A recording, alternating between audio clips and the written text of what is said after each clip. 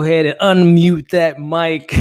What's going on, everybody? And happy Saturday, February 20th to you all. It is WandaVision time, ladies and gentlemen, and I am so glad to be talking episode 7 with you all. We're going to be breaking down the spoilers, breaking down the pros, the cons, the thoughts, the theories, and I have some amazing people to talk about this show with. And later on, the second half of the show, if this is you all first time tuning in, we kind of dive into some of the MCU Marvel news of the week, which wasn't that much to talk about, but we have some things to kind of bring to the table today. But again, this is a full WandaVision episode 7 discussion, breakdown, whatever you want to call it. I have so much fun doing these, and I can't do these by myself. I have some amazing co-hosts and some amazing guests that we're going to be breaking this episode down with and talking MCU with today. But before we dive into the discussion, do me a favor, ladies and gentlemen.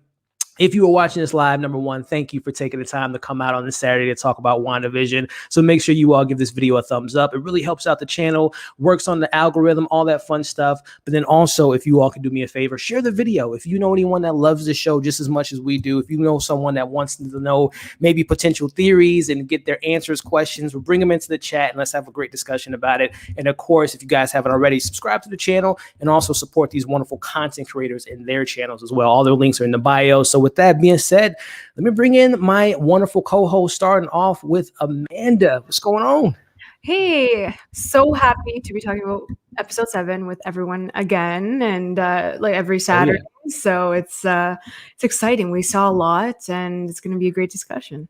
That we did, Amanda. It was a definitely an interesting episode, which comes with, you know, some things that maybe didn't work for me and things of that nature, some theories that might have didn't play out well. But hey, that's the beauty of television. It's a week-to-week thing, and so much to break down. So excited to have you on, Amanda. Hey, if you want to let the people know a little bit about your content and where they can find you, go right ahead. Yeah, you guys can find me at AMXNDA Reviews on Twitter, Instagram, and Letterboxd. You guys can check out my website, candidxcinema.com.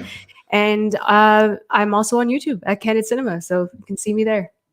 No doubt. And you guys do me a favor, follow Amanda on Twitter because she has some of the best tweets. She has me rolling on a lot of her comments about MCU stuff, DC stuff. She's such a great follow on Twitter. So check her out there. Again, her links are in the bio.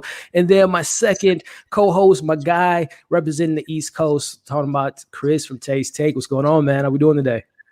What's good? Saturday, man. Yeah, man. We out here. It's not snowing anymore. I got a little break, so it's good. I know, man. Yeah, maybe Wanda did some things with the weather and released the weather. I called her up, man. I said, yo, please, just give me one Switch reality. One solid. Yeah, I hear you, man. Hey, Chris, man, if you want to let the people know what's your channel about, all that fun stuff, man, go right ahead, my friend. Yeah, for sure. Thanks for having me. Of course, Amanda, what's good? This is Chris Tate representing Tate's Take, my YouTube channel. Do TV and movie reviews, give you a little background. Really excited. If you guys want to contact me, all my stuff is in my bio. My Instagram is in there, my Twitter's in there, but most importantly, all my videos are in there. So give me a subscribe if you guys are into that kind of thing. And let's get into this Wanda talk.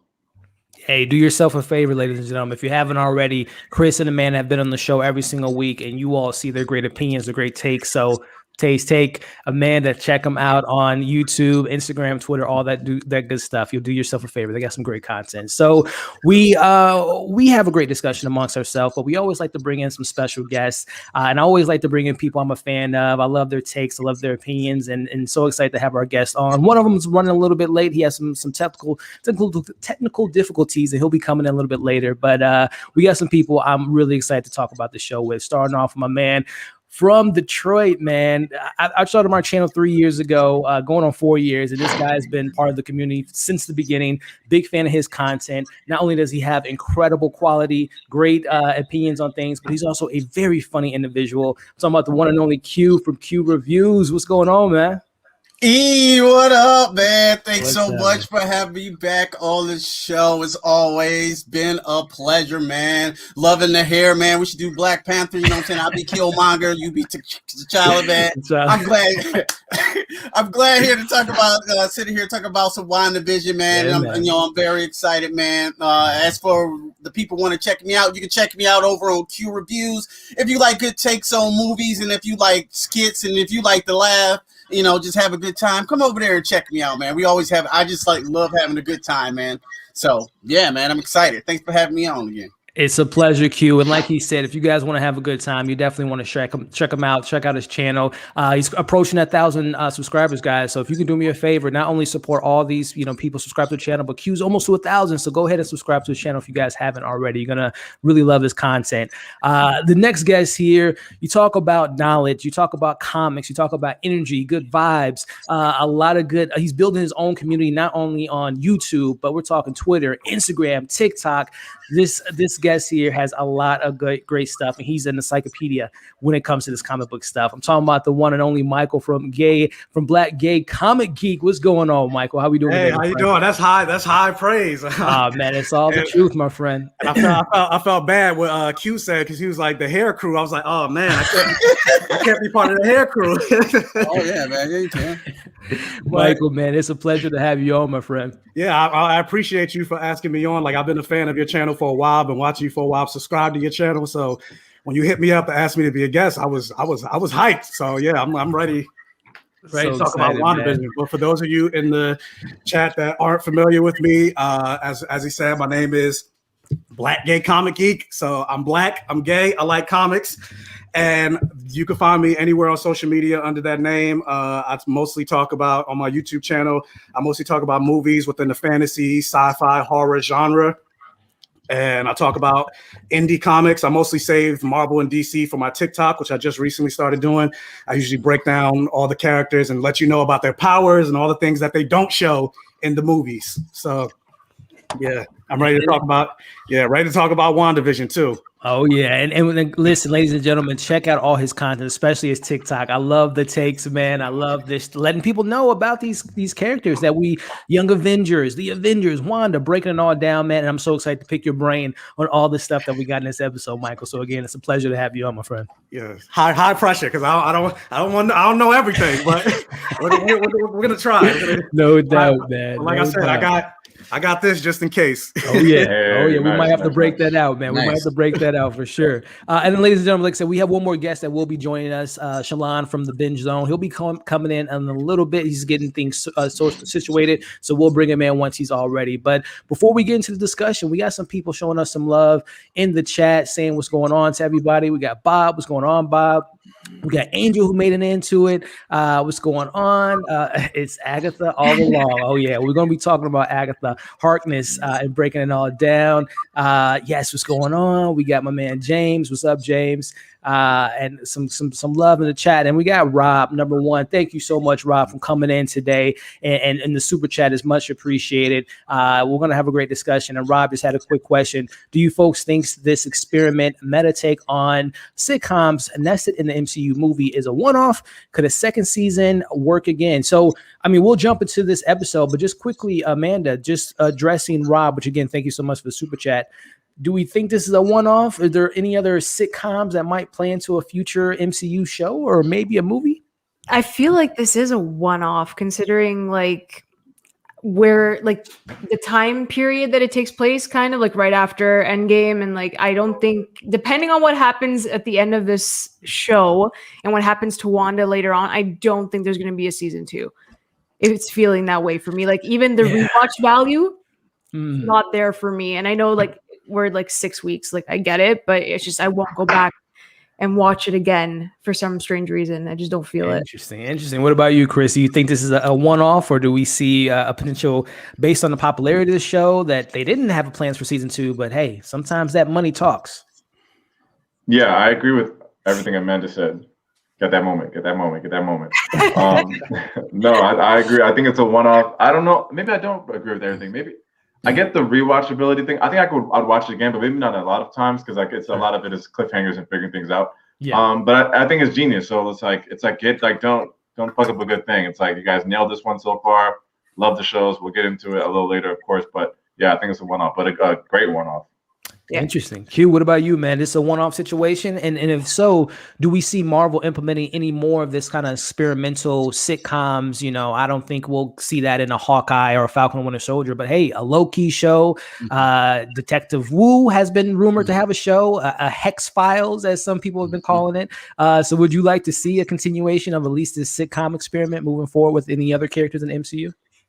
I think this show, like you said, this probably was a one and done thing, and kudos to Marvels for doing this, for taking the creative liberty to do something completely outside the box, because we're looking at it like everybody else probably here, like what is this about? These first 2 episodes, this is weird. And my girlfriend, who don't know anything about the MCU, she didn't know what was going on. She just loving the I Love Lucy show. She's like, look at that. I'm like, you understand, Vision is dead. It doesn't make any sense. So yeah, but I think it's a one and done, like The Watchmen. Like, I love that series that Lindelof did. I just thought that was one contained story. They knew what they wanted to say, and they kept it like they had a beginning, a middle, and end, and it ended it off perfectly. I think WandaVision is definitely going for the same thing. Now, I do think Disney's going to take creative liberties when it comes to like a Loki or something like that. Falcon and Winter Soldier is to be seen, though, but I think I'm kind of knowing what to expect of that, you know, the buddy cop, maybe road trip type aspect, but WandaVision is going to be something unique. As for rewatchability, I kind of agree with Amanda on that one. I love what they did, but I don't know if I'll be going back too much. I would like to watch it one more time just to soak everything in, but we'll see. Michael, my man, what's your thoughts on this in regards to this one-off and this whole question here by Rob? Yeah, like I agree, disagree, and agree with Amanda. What I mean with that is like I definitely agree that this is going to be a one-off, because ultimately, like, the premise of this show is the mystery of who created the hex and what's going on. And once you get that, like, there's not really any more story to tell. Like, it's done. But the thing I disagree with is I feel like once you get all the answers, I will go back and rewatch, mostly to try to see if I can pinpoint, to see if everything matches, to make sure everything is copacetic in that way, and see if like, why didn't I catch that? It was right in front of my eyes. Yeah. But at the same time, I do agree with, once I get those answers, I don't know if I would go back and watch it like a third time, a fourth time, a fifth time. Yeah. But in terms of like the formula of the sitcom, I think Marvel will continue to keep that up, because I think they announced that She-Hulk was going to be a comedy. So yeah. But I mean, if anything, I don't necessarily see them following the formula of doing WandaVision again. But I could definitely see them continuing on with Scarlet Witch. I don't think Vision's making it out the series, but I could definitely see them continuing with Scarlet Witch. That's a great point. And to that point of She-Hulk, I think they did say it'll be like a comedy. And what I like about it is she's a lawyer, so CSI vibes. You'll get the procedural type of TV show, a different hero being represented every week. Daredevil. We'll talk about Jessica Jones a little bit later. But in regards to just my thought, I do think it's a one-off. I think this was definitely, I think someone even said in the chat, James here was mentioning that this is kind of a setup for Doctor Strange 2, Spider-Man 3, which I think there will be certain shows throughout this phase of TV MCU that will be set up. And, you know, MCU has they have good stock with me, so they can set up shows and movies in the future, but also still, you know, having a story and making everything cohesive. But I think some shows like a Loki, like some other Falcon and Winter Soldier, maybe Hawkeye, getting more of Kate Bishop's backstory, they'll get like a season 2, but I don't think we'll get more of WandaVision after we get this season. But we'll get more of Wanda, like you said, Michael, regarding seeing her and being the potential big bad for phase 4, potentially, and also her meeting some more X-Men, her dad, you know, all that stuff. So I think we'll definitely get more of that character. But I think this particular season is a one-off. But we got a lot of content from Marvel this year and for the future. So I'm fine with that. But again, Rob, thank you for the awesome question and for the super chat. And if you guys want, you don't have to. You could definitely, throw in some questions and we'll try to get to them. But like Rob did, if you throw in a super chat, it's easy to see. We'll pop it up and bring it up. But again, thank you so much. So with that being said, let's kind of, I want to first off, we got some guests. So starting with you, Q, and then we'll jump into episode 7. Prior to seeing episode 7, what was your general take on the 6 episodes of WandaVision? Were you a fan? Was it not for you? Was it something you're just kind of an MCU fan and was just enjoying it for what it was? What was your general consensus about the first 6 episodes? The first 6 episodes. Like I said, the first 2, I was like, man, Marvel. Like I said, Marvel got some pretty big cojones for this, man. Like, yo, this is straight up I Love Lucy with laugh tracks, like they played out the whole Three's Company episode. You know, like these shenanigans that was set up. I didn't know what to think. But I was like, yes, I seen Pleasantville. I seen these type of movies, Truman Show. The walls are going to start to break in, and I'm going to be here for that. And then I like the first 2 episodes, but I don't know. Like, can they keep this up through an entire season? And then, of course, I think it was episode 4 that happened. I was like, oh, okay. Now we see it from the audience perspective. And then, the walls start breaking more. And I was like, okay, I'm in. Like, I can't wait till WandaVision comes home so I can see what can happen. Because honestly, I didn't know what was going to happen. I didn't know if you know, what is Vision, you know, I know he's dead, but like, is he dead or is he alive in this thing? So I just love how the questions start to break each episode. They started revealing more and more, and I was just hooking up. And of course, I'm a sucker for production value and how they created these sitcoms with laugh tracks, with the silly commercials and everything. I'm like, this is genius. I don't even know how they pulled this off. I know Disney got large pockets, but I was highly impressed. You know what I'm saying? And then they start pulling off MCU style special effects. Like, this costs a lot of money. I've seen it in Mandalorian episode 2, of course, when they pulled out that sand creature. I was like, that costs a lot of money coming from a CG background. I was like, yeah, that's expensive. And they do the same thing here on WandaVision. So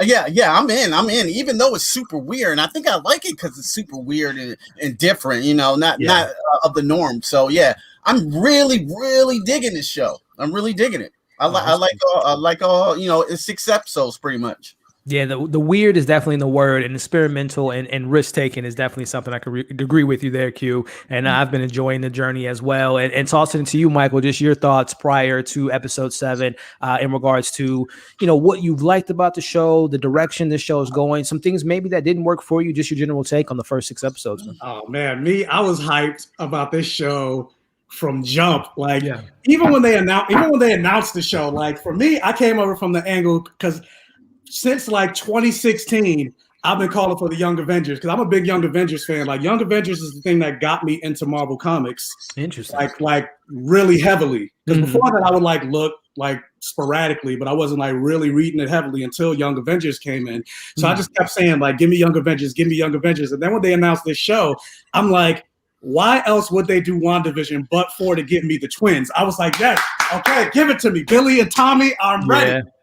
And so then once we got into the show and then the weirdness of the show, and then when they got into the sitcom aspect of the show, like, I'm a huge fan of the old Nick and Night shows. Like, I even have like all the seasons of I Love Lucy. Nice. I love it. Yeah, so like Bewitched and Audrey Magini, like all of those shows I enjoy. So I know there were a lot of people that they didn't really like the first 2 episodes because they didn't really know what was going on. But that's what intrigued me. It was the weirdness. It was the fact that I didn't know what was going on. And then on top of that, like, I was personally a fan of the sitcom element too. Like, you know, when Vision brought his boss over, even though I knew at the end of the day, because, you know, sitcoms, everything was going to work out fine, I'm still just like, oh my God, is he going to get fired? Like, what's happening? Like, I was intrigued by all of it. And then once you got to episode 3 and 4 and 5, like, this show for me was just flying off on all cylinders. Like how they said with the recent thing with like GMA and like Dogecoin and AMC, they said the hashtag to the moon. Like, that's how I felt about the show. I'm like, this show is to the moon. Like, every episode is just growing for me. So yeah, I was just excited. And then when you got to episode 3 and we got the twin, like, I was screaming. I literally started screaming as soon as they said like Billy and Tommy. I said, I'm getting it. Yeah. So this show was definitely for me. Kevin Feige like was listening to me screaming about Billy and Tommy, and he made this show specifically for me.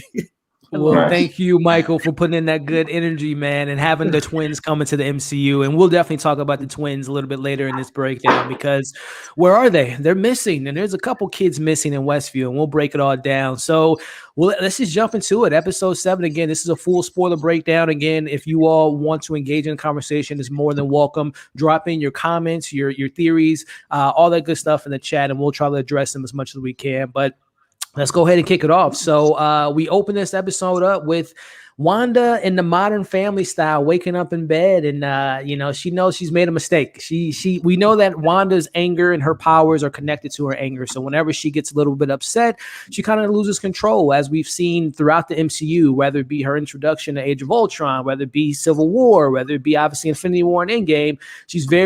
Her emotions are built into her anger, and it works for a positive, but also can be a detriment to the character. So she wakes up in the morning, the kids are coming in, you know, mom, our video games are tweaking out. They're switching different decades, which I love that kind of connection of like, the controllers are changing and Wanda's literally losing control of the situation. I kind of love just the wittiness of how they write this show. But going into just this sitcom era, starting with you, Amanda, we got a little bit of Modern Family, my favorite sitcom of The Office in there with the Scranton intro, as well as a little bit of Arrested Development. So just we've been talking about the errors that they've been playing into. Did you like this homage being paid to those great shows? I thought it was really well done. I kind of got really excited when like you hear The Office. I was like, oh my God, they did it. It was like really perfect. Yeah. I thought it was fun. And I really love that they broke the fourth wall. Mm-hmm. Obviously, that's what the title of the episode was, but it worked so well because like we also wanted answers, and like Wanda's just like speaking to us, like speaking through us, and we didn't know what the hell was going on. She didn't know what the hell was going on. We still don't have all the answers, but I really loved that they did that for this episode, especially for this episode and what comes after. So I thought it was well done. What about you, Chris? Were you a big fan of kind of the Modern Family Office vibes? Did you think they did justice to it? Was it one of the more paying homage wise? Did you enjoy what they did with those sitcoms?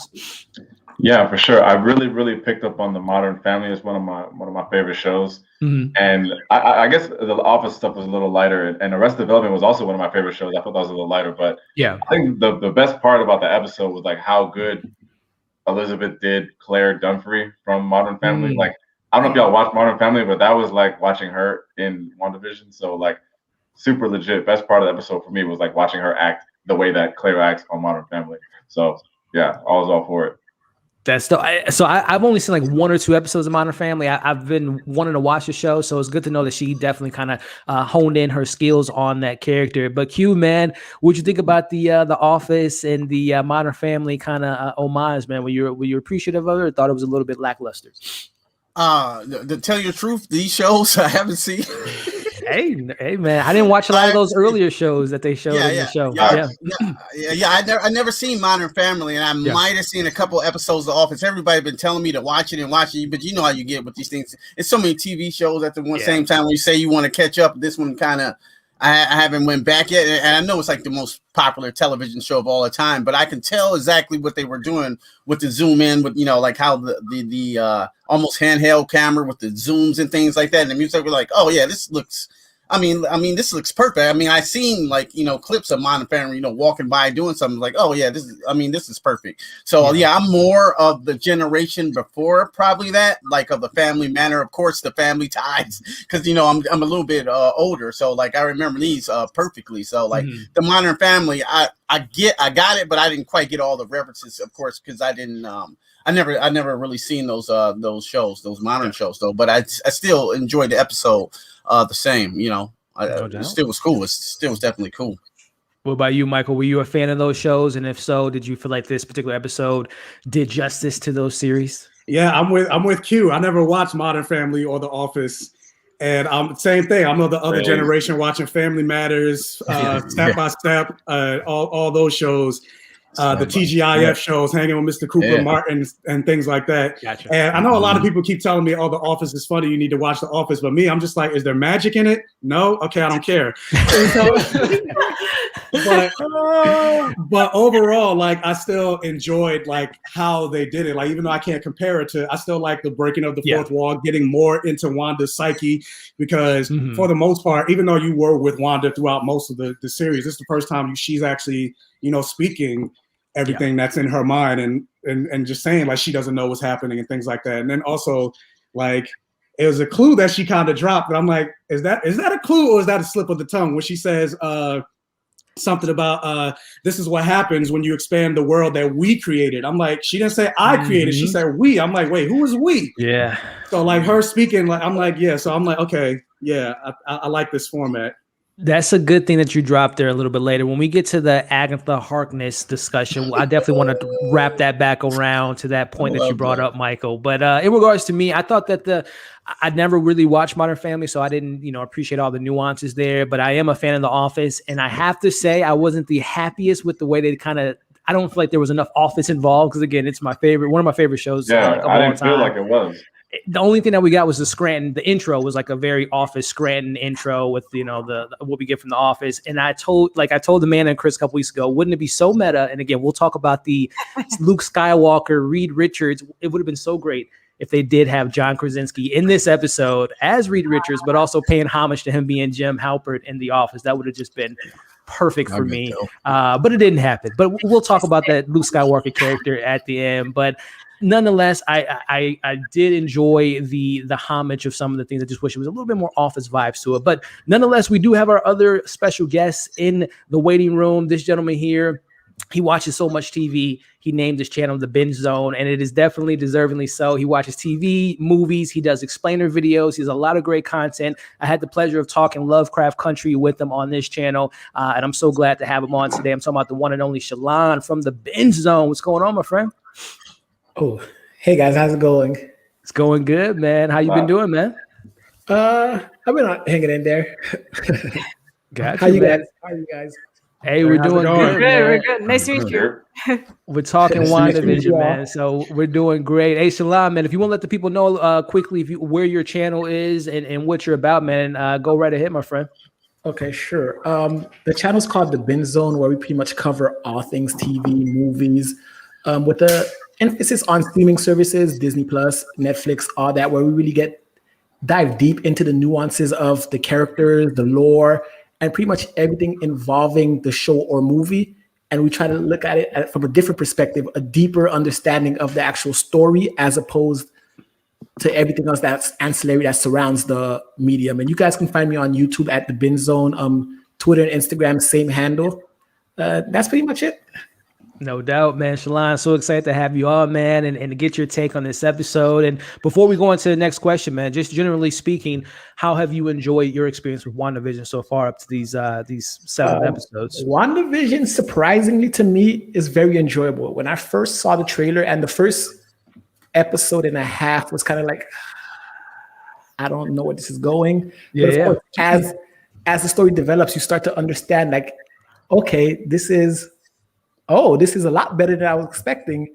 And now it's diving deeper into the general MCU mythology. Mm-hmm. And it adds another layer to the entire universe, which I found super enjoyable, which I didn't think at first. From the very nature of the show, I had no idea it was going to dive like that. Definitely, yeah. We're diving into these characters. You know, we have a warping Wanda and Scarlet Witch who can warp reality. We have Vision who has these abilities of hacking into systems and all that. But I love that the story is still personal. It's about grief. It's about bringing back things that shouldn't be brought back, things of that nature. So I'm loving the kind of the serious tone that the show is taking, at the same time having fun with it. So, going back into the recap here, we see Wanda getting out of bed, getting some cereal. And I don't know if you all noticed, as she was getting the cereal again, we see the glitching out of the milk cartons. But there was a kid that was missing on the back of that milk carton. I jokingly said in my review yesterday that I don't know if Pennywise has made his way to Westview and taken his kids. But it is something to say about Yo Magic commercial about the kid dying and of not having food. But I'm just kind of curious on these kids going missing, and obviously the reveal of Agatha Harkness. Is there something more sinister with some of these kids going on in Westview? Just your thoughts on that, Amanda. I mean, didn't she say that she would bite or she bit a kid before? Yeah, she bit a kid. So yeah. Oh yeah. I don't know what the hell she's doing. Anything's possible now since she said that. So I think it's her. She's been doing some stuff and things. So again, tossing it to you, Chris, just playing off of what Amanda said about biting kids. I mean, hey, I love me some horror films, and if witches, they like to eat kids sometimes, especially Hocus Pocus and things of that nature. So Chris, man, do you think of Agatha Harkness is taking these kids, and if we are assuming that this hex, they're doing something to your body, as we'll talk about Monica Rambeau. We have children of miracles. We have mutant kids, maybe, and she's giving these kids off to someone else. What's your thoughts on that, Chris?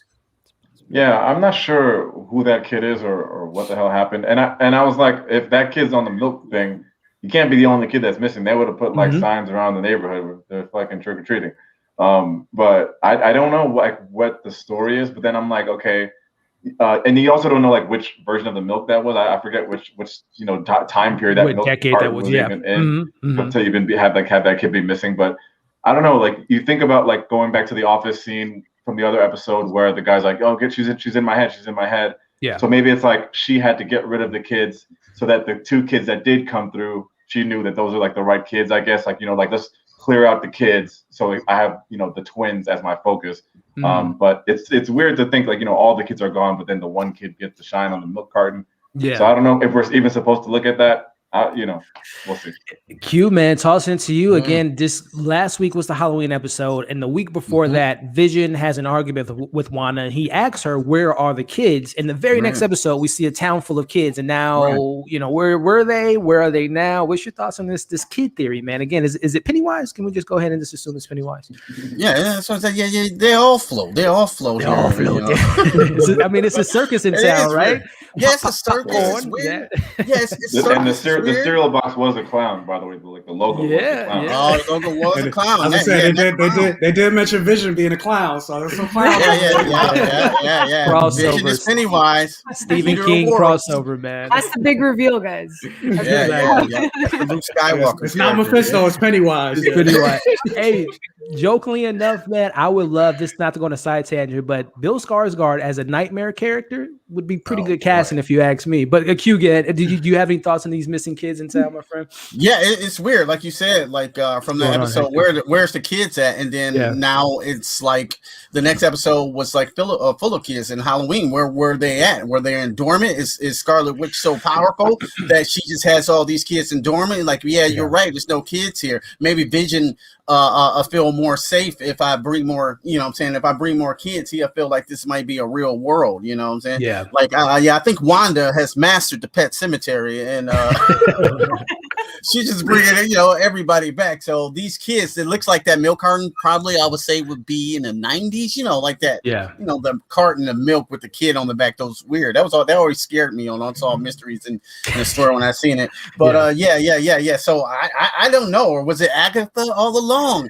It's either one to me. I don't know. I don't know the weird thing about the kids, because that was a weird commercial on the desert when that kid died. Like, it's a dead kid, Disney. Y'all get a little dark, son. They getting dark, man. And Michael, man, I'm going to toss this to you because I know you got that encyclopedia there with you, and I saw some good comments here. Franklin Richards, as we know as Sue and the son of the Fantastic Four. I know he has some wicked abilities, and actually, if I'm not mistaken, I believe Agatha Harkness babysitted Franklin. Harkness babysat. Yeah, so I don't know if there's something to look into there, and also too with this great comment, I felt like the missing thing was foreshadowing the ending of Wanda's kids, which don't hurt my heart. Don't hurt my heart like that. I'm tossing it to you, Michael, because I know you're excited for Wicked and Speed, and their comic book lore is very. It's very convoluted. And bringing them back, reincarnated. So, what's your thoughts on this kid theory, man? No, like honestly, when I saw that kid reference on the milk carton, I knew, like, I was like, something there's something up with that, because also if you remember Spider-Man Far From Home, there was references to a bunch of missing kids.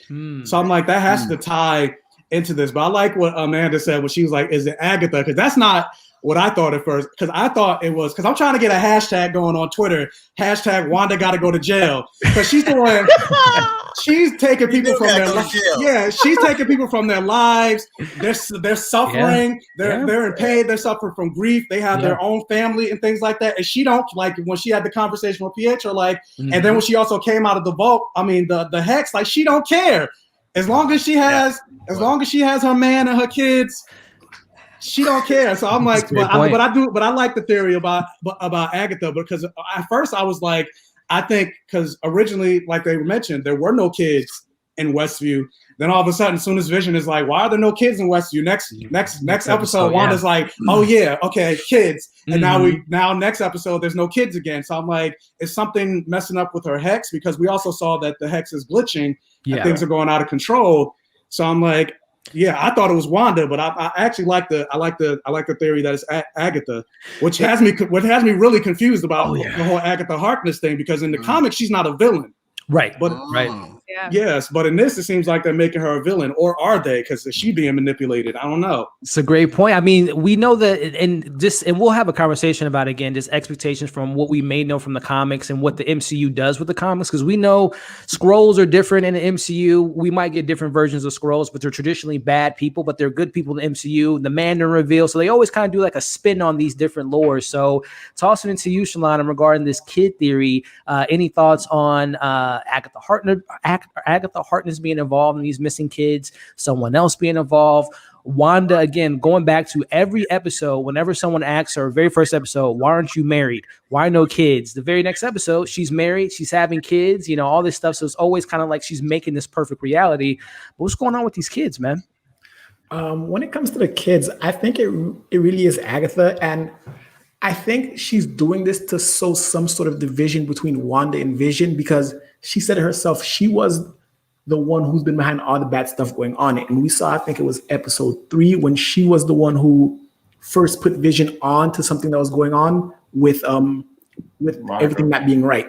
And now that we see that Vision was the one who asked for the kids, next episode there are kids, and Vision, we see Vision trying to reach out, and he flew to go meet Wanda, and now next episode there's no kids. So I feel like she's putting a division between Wanda and Vision by doing these things, like showing him.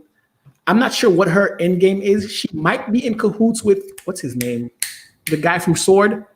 Oh, Hayward. Yeah, she might be with him, because they're after Vision after all, and she's the one who's alerting Vision, and we see that Hayward is after Vision. So I'm assuming that the whole kids thing is to show Vision kind of like a different side of Wanda's. There's kids, and then poof, all the kids are there. Because remember, this episode, Vision talked about his 2 boys to Darcy, and now the kids are gone. So I think it's Agatha putting her own spin on it and causing that division between them.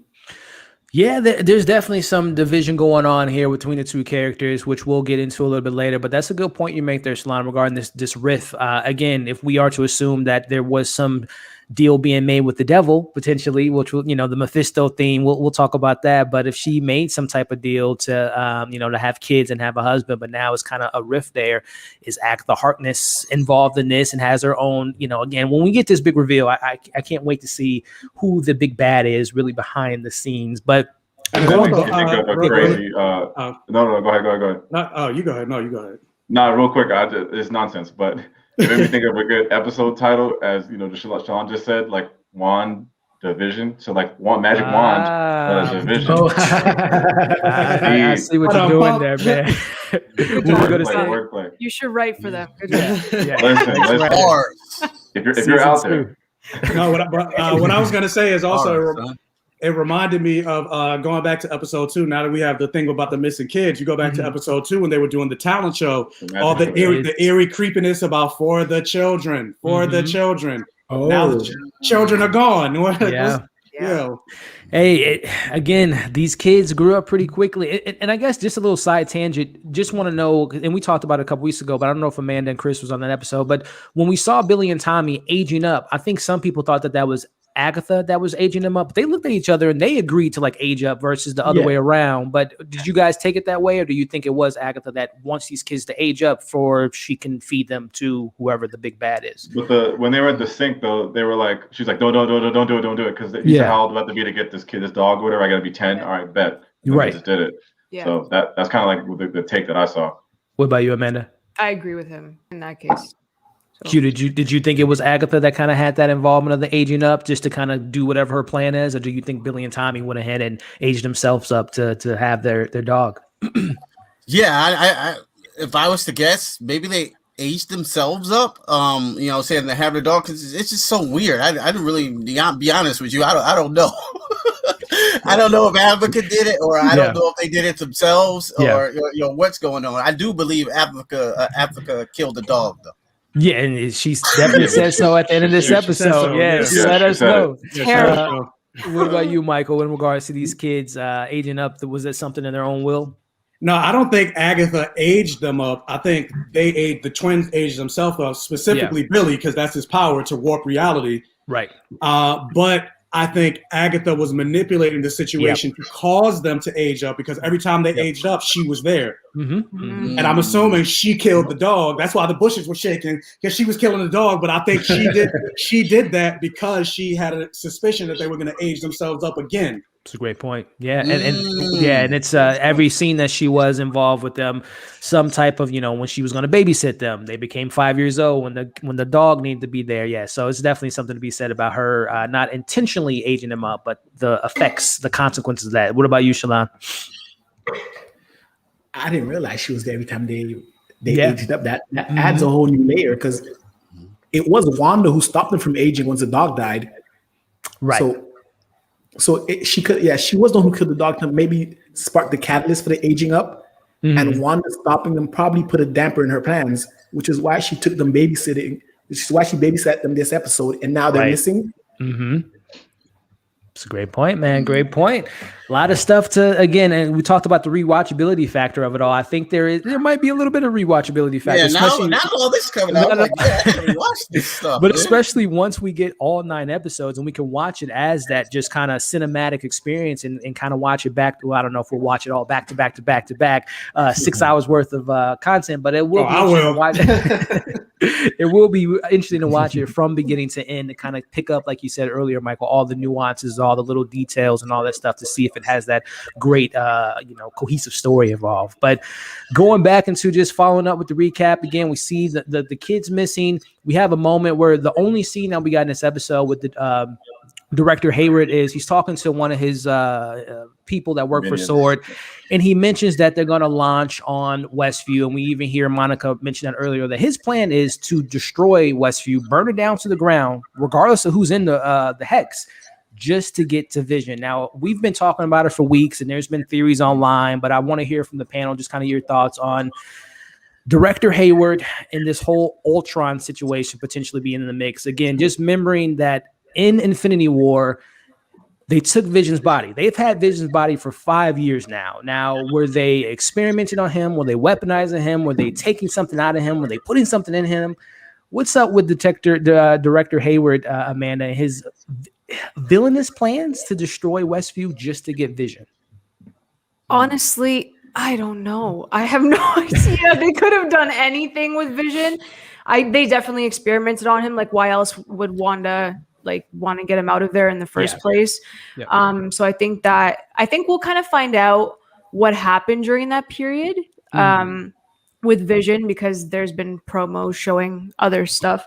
But yeah, I don't know what his deal is. I don't know. He's just mean and horrible, and that's all I can tell you right now. So we'll see what happens.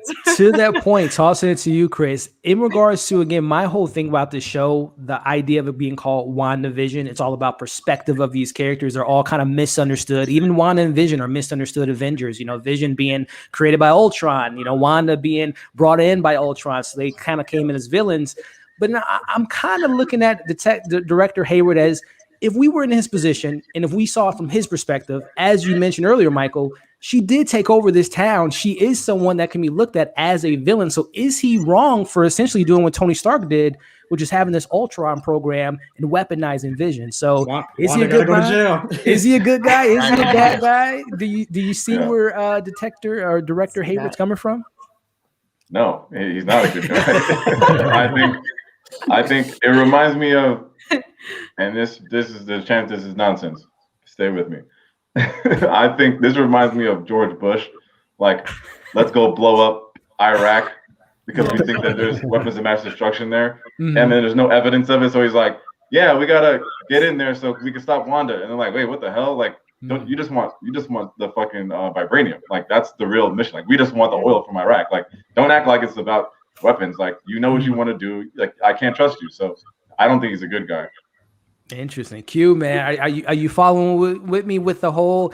Could you see his perspective a little bit? Again, Tony Stark, I'm a big Iron Man fan, but I am a fan of believing that Tony Stark had some pretty bad decisions that he did in his time in the MCU. And again, Hayward, we can do better. We can learn from Tony Stark's mistakes and make a better version of Ultron. What's your thoughts on the director, man, Hayward? Yeah, the questioning thing, why he want Vision so bad, you know what I'm saying? Mm-hmm. Why he want Vision so bad that he willing to burn down an entire town? It almost remind me of House Party. Yeah, just burn the house down, you know? Like I was just talking about beating people up, not burning people up, you know, like he taking it to a little extreme. I mean, they're under mind control. You don't have to burn everybody up, son. Like, can we find another way to get inside there? That's why Monica Rambeau is, from our perspective, she's going there and trying to handle it herself, even if it means reconstructing her molecules and body to become something else, of course, you know, like so I see him as a bad guy. I I see where he coming from, but dang, son, don't burn all the people up. Just take Monica to jail. Wanda to jail. So, put her back in jail, like what we got in the end of what was it, Civil War. But Michael, man, what's your thoughts on this whole director Hayward's and his cataract program with Vision? Oh yeah, director Hayward is definitely he's definitely a villain. He's an asshole. Well, sorry, I don't know if I can curse. But you're good. But yeah, Hayward is a problem, and like. Honestly, I come up with two minds. I think he could be creating Ultron because there are many different versions of Ultron 5, 6, 7, blah, blah, blah, blah, blah. And so he could be trying to come up with it from the aspect of, we could just create a better Ultron. Like the idea, the concept was sound, but Tony Stark just didn't know what he's doing. I could do it better. Or another thing that I've been mulling over is because we know we're going to get mutants into the world, Hayward could be the genesis of this whole idea of hating superpowered people. So maybe he's trying to use Vision to start the project of creating the framework of creating Sentinels. True. That's a good point, man. I think you're definitely onto something. There's definitely been a thread these last few MCU years with what we get with Civil War, and what I'm going to love about Falcon and Winter Soldier is Baron Zemo. There's no need for superheroes. Again, perspective. If I was Hayward, if I was Baron Zemo, you guys let Thanos win and half of the world went missing. Maybe we don't need heroes, or in the sake of S.H.I.E.L.D. and with Falcon and Winter Soldier, we'll create our own heroes in the vein of a U.S. agent, in the vein of other created super villain or heroes of a sense. But Shalon, playing off of what Michael was just saying regarding this whole idea of setting the heroes as villains, as we're maybe seeing with Wanda, what's your thoughts on Director Hayward, man? I do think Director Hayward has to be. He's more than just a director, because because they had Vision's body for the past 5 years. Yeah. But in order to get Vision's body, you have to go to Wakanda to get it, and we know Wakanda does not let outsiders in. So how did he actually get Vision's body out of Wakanda in the first place? Which got me thinking maybe he is Ultron, or maybe he's someone else, because you have to go through extreme measures to find Wakanda. 2, take the body, and 3, you have to have the tech that only Tony Stark has to actually manipulate Vision's body, Wakanda tech or Tony Stark's tech. So I think it's deeper than just he wants to create his own program, because as far as Age of Ultron, only Tony, it was Tony and Hulk who were the catalyst, and Ultron the catalyst behind Vision, and those guys aren't helping him. So it has to be something deeper than that to me. Ooh, that definitely makes me think of a show they announced at the Investor Show, which is the Nick Fury and Thamos, the Secret Invasions. I think you might be onto something there, man, in regards to how he made his way into Wakanda, and also speaks to the Wakanda series and Black Panther 2. T'Challa was gone for 5 years, as well as Shuri. So who was on the throne during that 5-year period? Who let people into Wakanda, or better yet, who was attacking Wakanda to maybe get Vision's body? I think, again, this just sets up the seeds and plants the seeds for future things to see in the future, which just gets me so excited for Phase 4. But definitely going back to, again, him mentioning that he's going to launch, which I am to assume, and we'll talk about predictions later in the episode, but I think we're going to get a flashback episode next week, and then we'll get the continuation of the story in the finale. I think we're going to explore more of like Agatha Harkness and where she comes from, and even Wanda's perspective of saving Vision body. I think we're going to get a lot of flashbacks next week, but we get the conversation with, and I'm not going to lie, my biggest criticism with this episode was I wasn't a Darcy and Vision. Those scenes to me did not play well. It was just too over the top, and their chemistry just didn't work for me. That Darcy reminded me of the Darcy in the Thor films. I just wasn't vibing with their character. shooting it to you, Amanda, we see, she's under the hex. She's still tied to the truck. Vision. I was so happy that Vision woke her up because I wasn't gonna be a fan if she was like in a trance this whole episode. But are you with me there, Amanda? Did you like Vision and Darcy, their conversations? Because I think it was important that he learned what happened to him, but I just didn't like the execution of those scenes. Am I wrong in thinking that? Because of what happened to Vision was like so dark, I think it needed to be light and upbeat for those conversations. I thought they were really funny. Mm-hmm. I love them together. It was a great duo. I think the lav mic on Vision, the whole conversation like it was so lighthearted. Yeah. But they were talking about like death and him dying twice and all of that. So it is Marvel, it is Disney, so we have to keep death upbeat. Yay! So I think it worked for that reason, and I love Darcy so much. I need her to have her own show because she's so great. But I thought it worked. I thought it worked really well.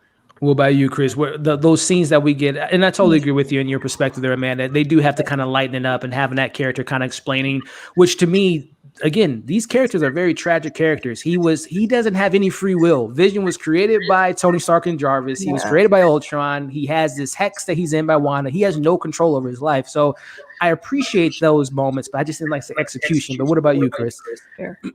Yeah, I almost agree with you, E. I feel I'm hearing like an echo. I don't know if y'all hear that. Y'all hear that? A little bit of echo, yeah. All right, let's see if it goes away.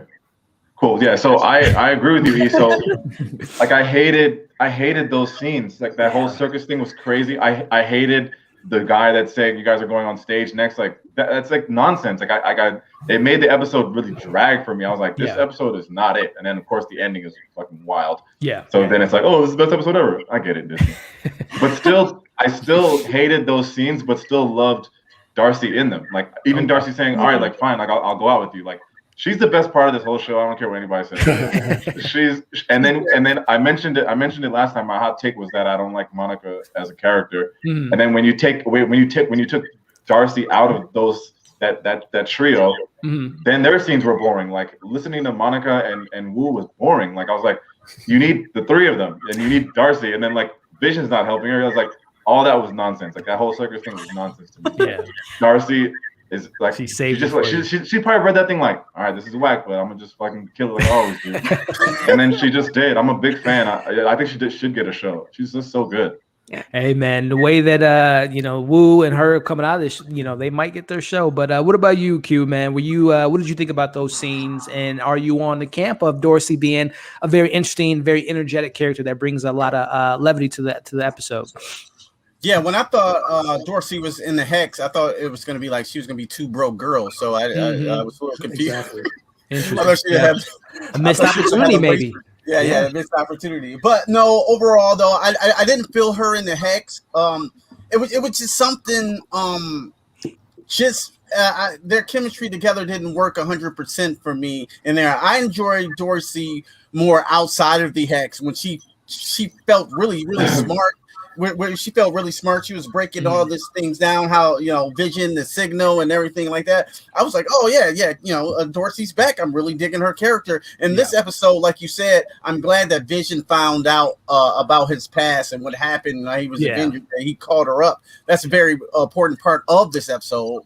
Probably one of the most important parts, for Vision to really find out who he is. But yeah, that cat Kitty scene didn't work. Actually, I almost forgot about that scene until you brought it up. I was like, oh yeah, that did happen. You know what I'm saying? Because it's just, I don't know, it just didn't connect with me as well as her. And I love her. Don't get me wrong. I love Dorothy outside of the hex and all the other episodes she's been in. But that part with Vision, I just almost forgot about it.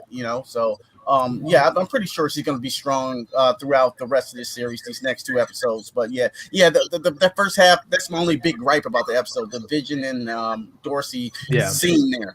Important stuff, but I didn't think it was executed to the, maybe as well as it could have been. Definitely. And then it's like, he sees her and she obviously doesn't know what the hell's going on. She's part of the hex now.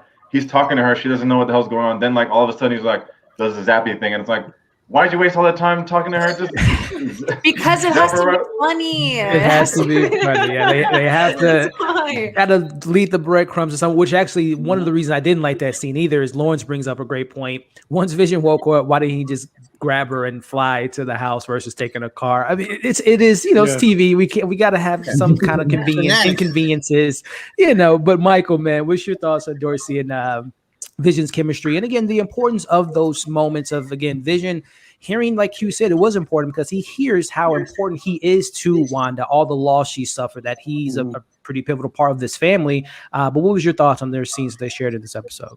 Once again, I agree with Q that it was a huge missed opportunity for them not to change her to the character from Two Broke Girls. But overall, like, I didn't hate the scenes between Vision and Darcy. I can see where you guys are coming from. Like, I have 3 disappointments for this episode and things that disappointed me for this episode. That wasn't one of them. Yeah, it was a little dry, and I felt like they probably could have just woke all that interplay of Vision trying to talk to Darcy, knowing that people that are in the hex are brainwashed. Like, he could have just instantly use his powers to wake her up. And part of me is like, why doesn't he just do that to everybody? I was literally about to ask you that, Michael. Why hasn't he done that to everybody? But again, it's a TV show. And so I get, for the sake of the story, like, it's necessary for Darcy because Darcy was the only one he'd really listen to, for her to be the one to tell him everything that happened. But even with that scene, I'm like, how does Darcy know all of it? It's like she watched the Blu-ray. And she has all the information.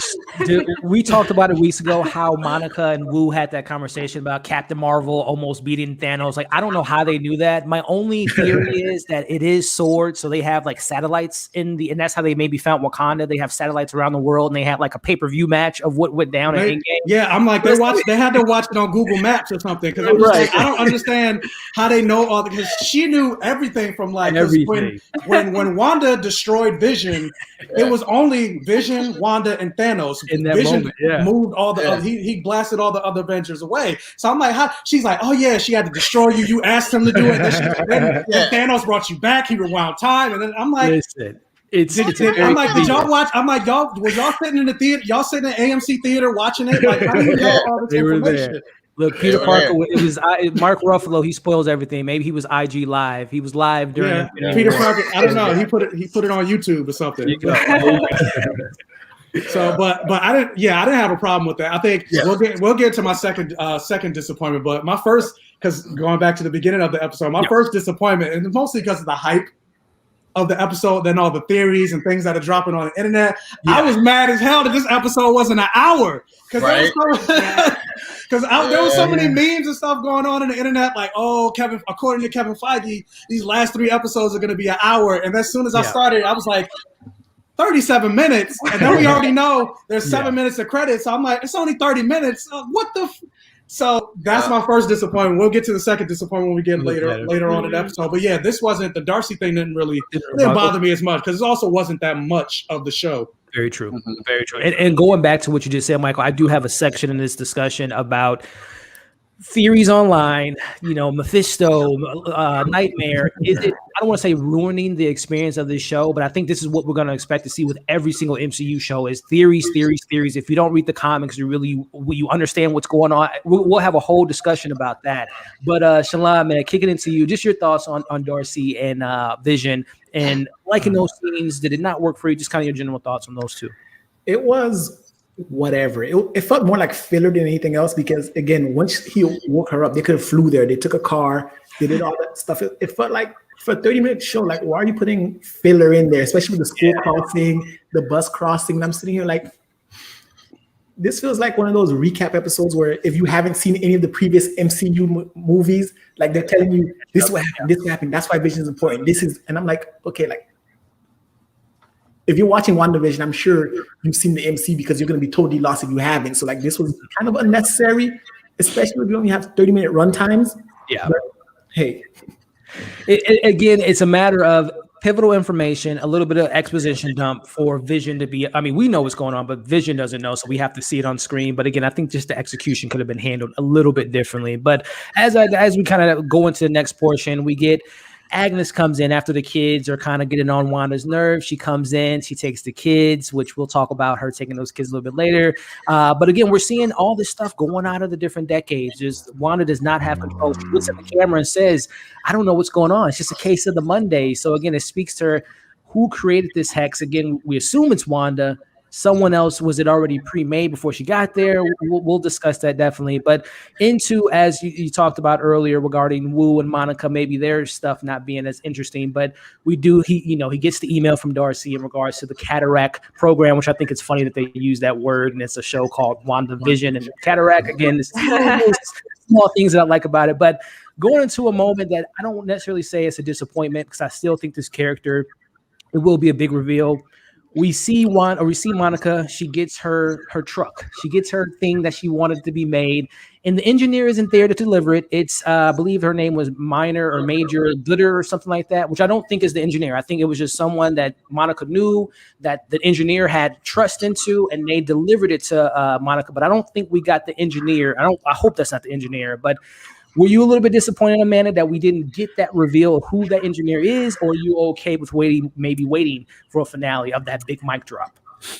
It ruined it for me, to be perfectly honest. I'm going to be straight up, because the whole week they're talking about this engineer, yada, yada. We're freaking talking about it the whole time. And then there was a quote saying, "I'm so excited for you guys to meet the engineer," that dropped the day before. So I was like, I was ready at 3 a.m. I'm like, oh my God, we're going to see Reed Richards. I'm going to stay up. But my alarm didn't go off, BT dubs, at 3 a.m. Eastern. So I slept. But thank God I didn't get up at 3 a.m. because I was just so disappointed. And I think because it's a combination of the actors and then the media using these quotes to generate fans to go watch it. But it's like, we're already so far up Wanda's ass. Sorry, it's just the fact that we're not gonna, you know what I mean? We're gonna literally watch it. It doesn't matter. You don't have to keep pulling these quotes to get us to watch the show. So that moment there, if it's not the engineer, thank God, we're gonna be happy about it. But it's just the fact that it's actually getting upsetting now, to see these quotes and then it's not what you think it is. Yeah. You know what I mean? So I think it's frustrating me because I enjoy talking about it, but these drops leading up to the episode, it's why, if you're gonna say it, give it to me. Don't you know what I mean? I'm tired. There's 2 episodes left, guys. Let's get it right. So that's what's been bothering me. Again, that'll be a whole topic about internet, kind of, not to say spoilers, but just creating a certain hype that might necessarily not puts a lot of pressure on the show. But we'll definitely get into that a little bit later. But what about you, Chris? Were you hoping to meet this engineer? Again, I could be completely wrong. Maybe that literally is the engineer that she was referring to the whole time. And it was just a red herring this whole time. But I think Tiana Paris, going back to what Amanda said, I think she literally said that, no, there is a big reveal for who the engineer is. I think there will be something of that a little bit later. But what was your interpretation of that moment? Kind of being let down, or you just I'll wait another week before we get that reveal? I was cool to wait. It didn't feel like a big moment was building up. So if it was right there, it would have caught me off guard. It didn't hype it up that way. Then you see this random extra person, and then I'm just all right, cool. To me, the whole scene was kind of whack. Like she spends all this time with this new truck and trying to get through all I can break through. The graphics were pretty good. It's then after all that, then you just walk in without the spacesuit. So it's I was what do we do that for? I didn't understand. So it's if he came out right there for that scene, it would be in kind of a waste. So I'm excited to see how they bring. I mean, I'm saying him as if we know it is, but if they. I think it is a him, because I think Monica did say, I have a guy that can do is going to meet us on a bridge. And again, sure, she can use different acronyms to say that, but I think it is a guy, if I'm not mistaken. But we'll see. But yeah, right, yeah. So I think they're going to bring her out in a positive way. Just that scene was kind of underwhelming for me, just overall. It didn't build up to have a big reveal, and then just the scene was kind of okay, you guys did all this for her, just walk in regular. I didn't get it. Yeah, and I like this comment here, going back to our conversation about how did they see all this footage. The suits, Hulkbuster suit, War Machine suit, Iron Man suit, it all recorded all this stuff. So I don't know if if they would have given that footage. We'll go with that. That's a fair suspension of belief, but it's hard for the Thanos and Vision part, because it's as I said a couple weeks ago, I think it was Luis. Luis is the one that's telling everyone from Ant-Man. He's telling everyone what went down in these wars, because Scott Lang told him, and we know that he spills all the beans. But Q, man, what's your thoughts on this engineer? Are you, I guess, just playing into the hype of this engineer being someone big of a Blue Marvel Marvel of a Reed Richards as a Riri Williams, whoever it could be. Are you kind of looking forward to this big reveal, or is it just like, we'll see what it is? Honestly, yep. I forgot about the engineer till you guys just brought it up. I was like, oh man, I didn't know it was a big rumor that Richards was coming. I didn't even know till just now, to be honest with you. And as for that scene goes, I have to agree. It was a little lackluster. I was like, okay, they're bringing out this Hulkbuster machine that just that truck, straight space truck, tank girl that bounced off the wall. And I was like, they just dropped that shit in Mars. That's the same joint. Yeah. I thought it was whack. I thought it was kind of whack. I was like, oh, okay, that's kind of cool. Then she got out and went in there, and I think like, okay, she had her little hero landing. I thought that was kind of cool, but the scene was lackluster to me. So I hope that one the engineering reveal, because I don't even know who the engineer was. You know what I'm saying? Like, make it count. Hopefully next episode it will be Reed Richards, and then I'll be doing back flips in my seat. So yeah, so that'll be dope. So I honestly didn't even know about that. So now I'm looking forward to it. Yes, give it to me. Now give it to me now. Yeah. Michael, man, your thoughts on that kind of that moment of the gifting of the truck, but not the gifting of who the actual creator of the truck was. There's been a couple, again, Reed Richards. I think someone even mentioned my man Beast, Hank from X-Men. Yeah, Hank being someone that could deliver it. But what's your thoughts on just kind of that sequence? Are you okay with waiting to that reveal, or were you hoping to see it in this episode? Nah, so we are already getting to my second disappointment for this episode. Like the whole time, like for her to say, "Oh, I know an aerospace engineer that I really love to take her." The fact that they dropped that in there made it seem like it's going to be a big moment. And then you see her texting this person, and then they make a big deal about, "Oh, my guy's coming. He's going to be here in an hour. Let's go." And then she says, as they're driving, "Oh, we're almost here." And so I'm like, I got close to the TV. I'm like, who is it? Is it Reed Richards? Is it Riri Williams? Is it Amadeus Cho? Is it Blue Marvel? Like, come on. I'm like, give it to me. Come on. And then they're like, "Major Goodrich, good to see you." I said, "Who the fuck is that?" So I'm like, okay, maybe it's somebody I don't know. Like, okay, I'm like, it's a big person. Let me Google it. And then I looked at it. It's a nobody. So I was like, So I definitely do think a lot of the outside forces within the hype and the theories and the speculation I think a little bit is kind of ruining some of the show. But then also at the same time, I do feel like we only have 2 episodes left. Like, and I still don't know what is going on. Even I'm not gonna say what it is, but even getting to my 3rd disappointment. Yeah, like damn. I'm just ready for, like, this is the first episode. Granted, I still like the episode, but this is the episode that I was the most disappointed in.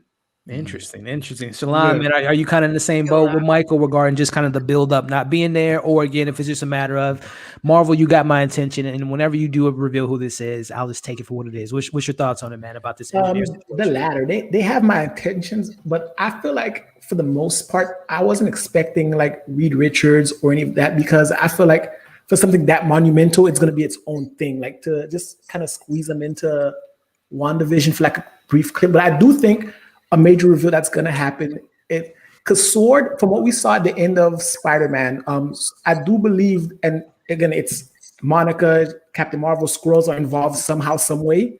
Right. And I think maybe that's the reveal, but I don't think it's going to be any of the major Marvel, unless it's Blue Marvel. He's still on the table. Besides him, I don't think it's going to be one of the major names. I think it does have something to do with Skrulls, though.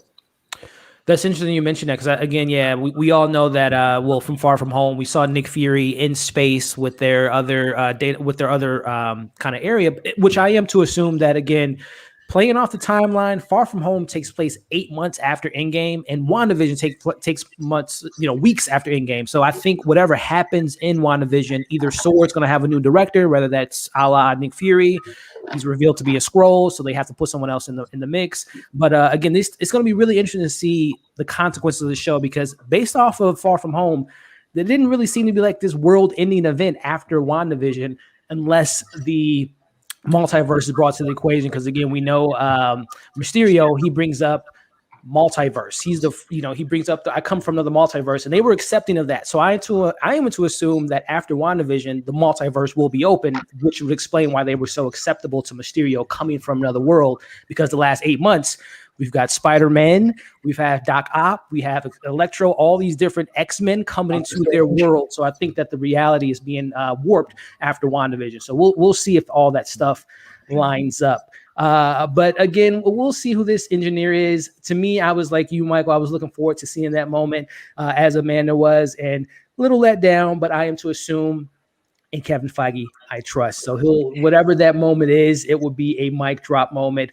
And I hope it lives up to the expectations. Because again, I'm pretty sure Tiana Paris did hype up the moment that there is a big reveal who that actual engineer is.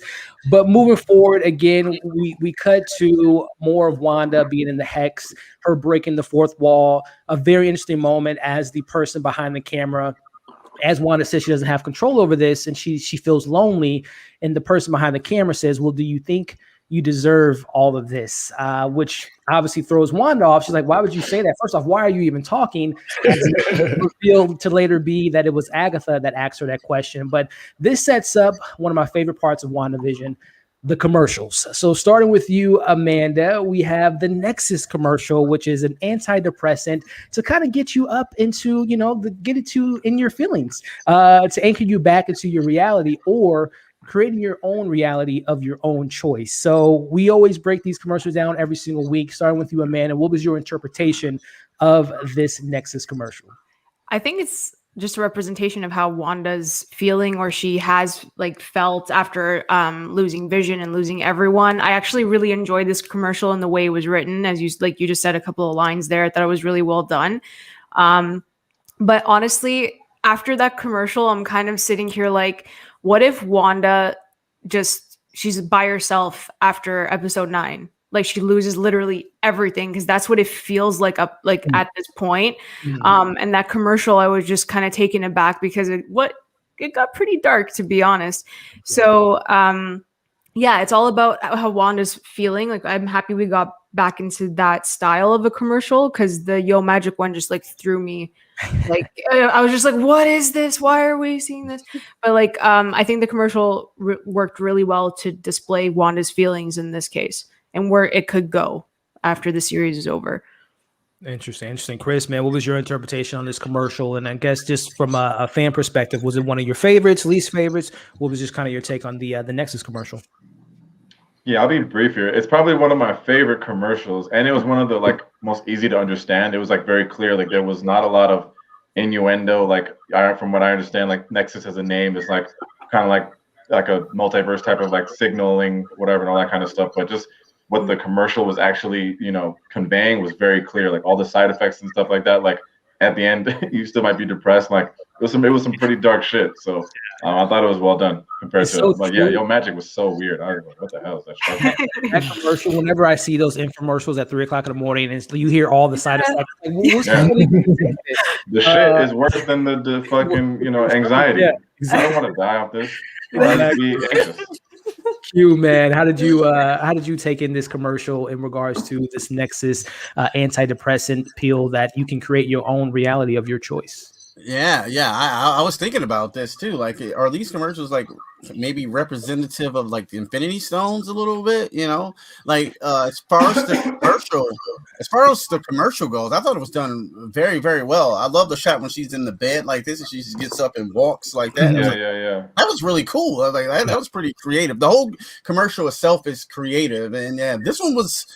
I mean, the kid on the island was pretty dark and dying, but this one was, it was definitely depressing and weird the way it was shot and with the grays and all, and it still didn't have a happy outcome, No. It still didn't really have a happy outcome. It was depressing the whole entire way. So I guess this represents kind of where we are at theoretically in the story, or could these be Infinity Stones? Could this be the Reality Stone, the Death Stone, things like that. But I don't know. I'm just spitting off the top of my head with these commercials, though. But I love the commercials. I think I think this one was very well done. It might represent where we are within the story.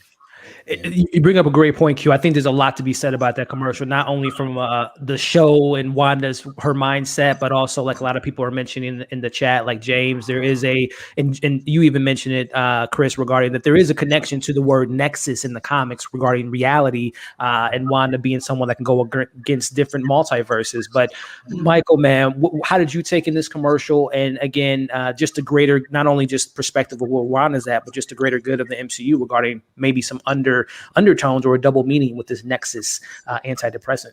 Well, this commercial was definitely like a Marvel Comics deep cut that I didn't think. I was like, "Ooh, they're going here." So for people that don't know, so there's two things that are involved with the Nexus. There's the Nexus of all realities, which is basically like a gateway that can lead you into anywhere in the multiverse, and it's protected by the Man-Thing, and it's in the Everglades.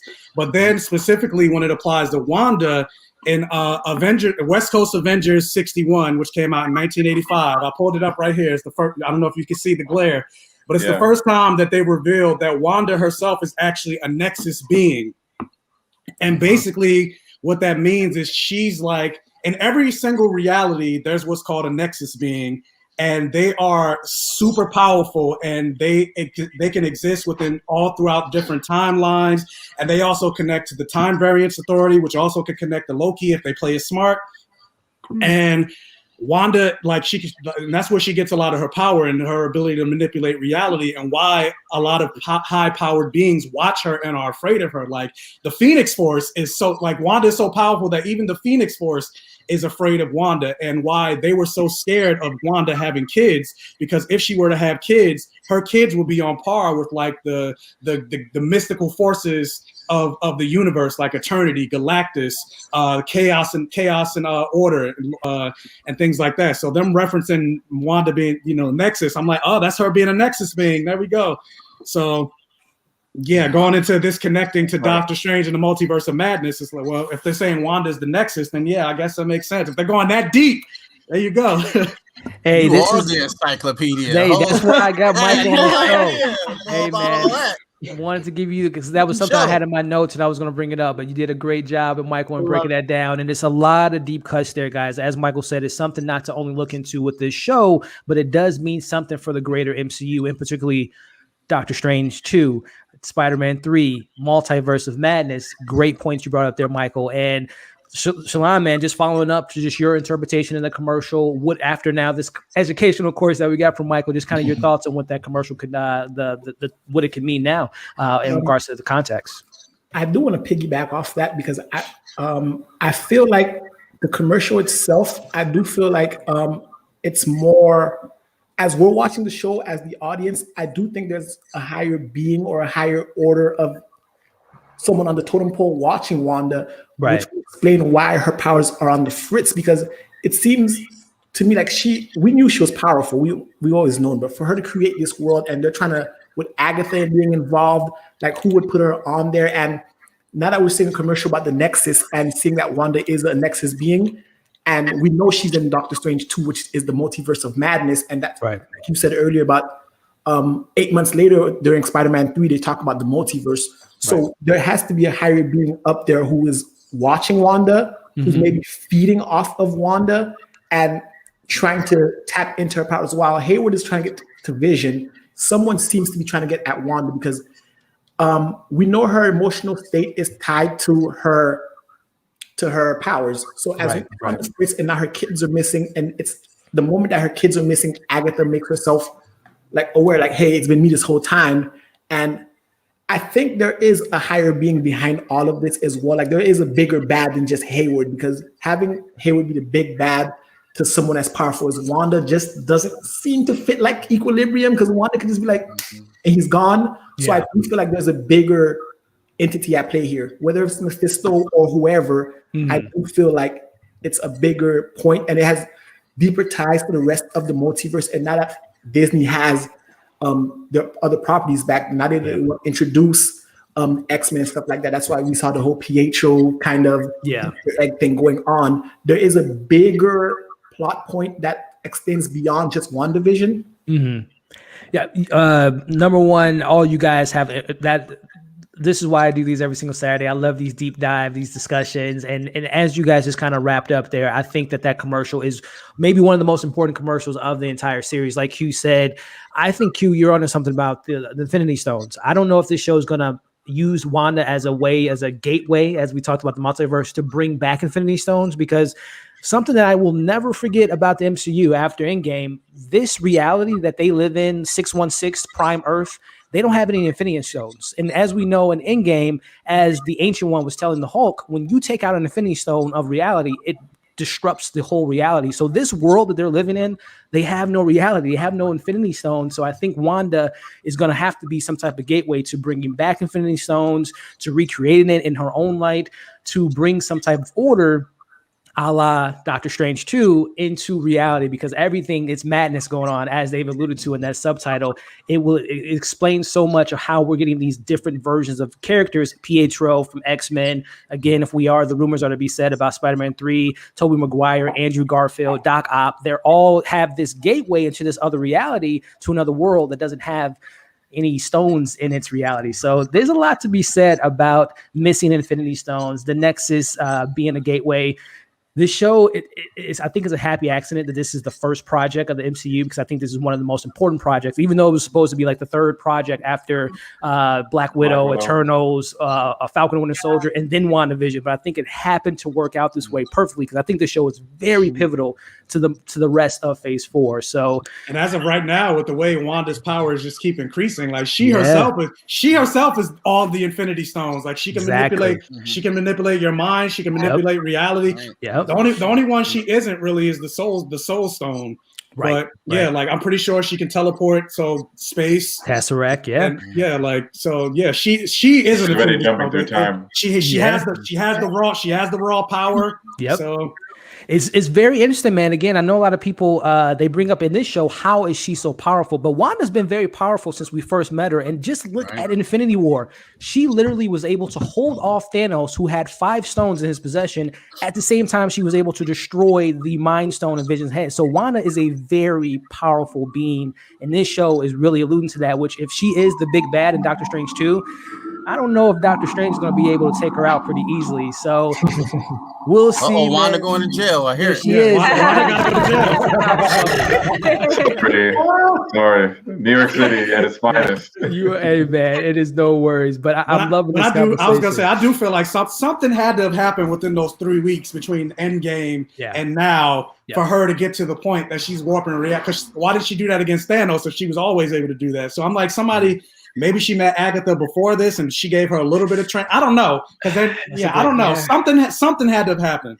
I think, again, if we are to theorize, and we'll talk about Mephisto and Nightmare, if someone came to Wanda and someone that she thought that she knew, maybe it was someone disguised as Hawkeye, maybe it was someone disguised as someone close to her and manipulated her to create this hex, I think that might explain some of the situation. Because I think in this episode, I don't think she just met Agatha in this episode. As Agatha says, it's finally nice to meet you, as we see her coming into the town for the first time. So I think there's someone else behind the scenes that we'll talk about. But again, everyone, the chat is going crazy. I'm loving all the comments. Again, if you guys are just tuning in, make sure you give this video a thumbs up.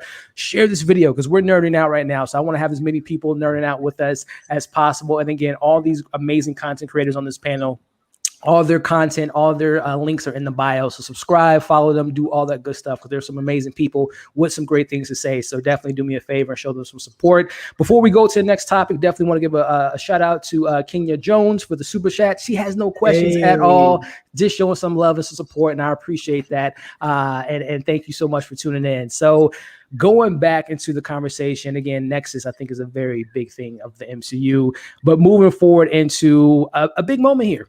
We see Monica, as we talked about a little bit earlier, Chris, regarding that moment of her getting her powers, or she probably already had some powers, but now she's kind of fully becoming the mantra of Photon. But we see she's a superhero, man. She does a thing where the truck doesn't go through, but she's like, I'm just going to push through. She has this connection with Wanda. She can relate to her. She knows what she's going through. She just lost her mom a couple episodes ago, and she could see that grief that Wanda's going through. So again, talking to Amanda earlier about breaking the fourth wall, we literally see Monica breaking this wall, walking through this hex. And you like that there, Shalon? Yeah, that's good. Yeah, that's good. I like that. She walks through this hex, and we hear the quotes from Captain Marvel. We hear Carol Danvers about, you're special, use your power, this, that, and the other. We hear Marie's voice for a minute. We hear Nick Fury.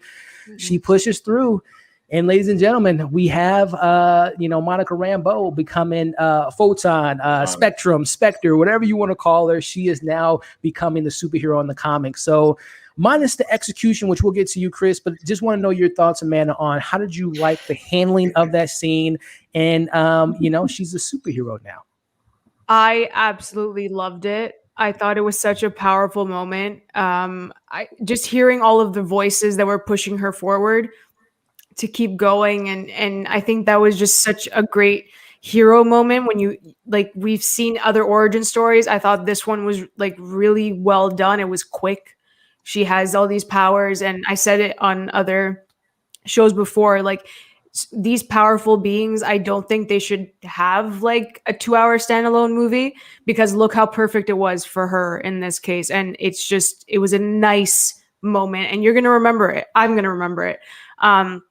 So I loved it. It was fantastic. I love her. I think she's going to do great things. And I'm excited for Captain Marvel too. Yeah. If she goes up in Miss Marvel, I'm just so excited for that world. And she got me pumped with this. So I thought it was excellent.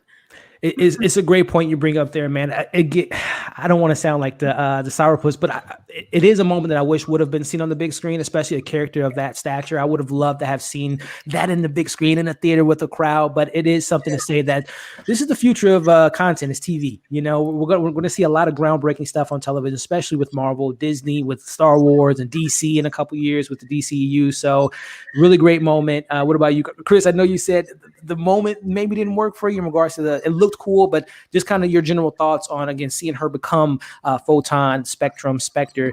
Just your thoughts, man. Yeah, for sure. I think I would have appreciated it more if I don't really know the story of Photon before this. And hopefully for the people who, have that background, were really big into her comic, her storyline, hopefully it was executed. What's up? I see you, my man. Michael. Yeah, exactly. Hopefully it was good for y'all, but yeah.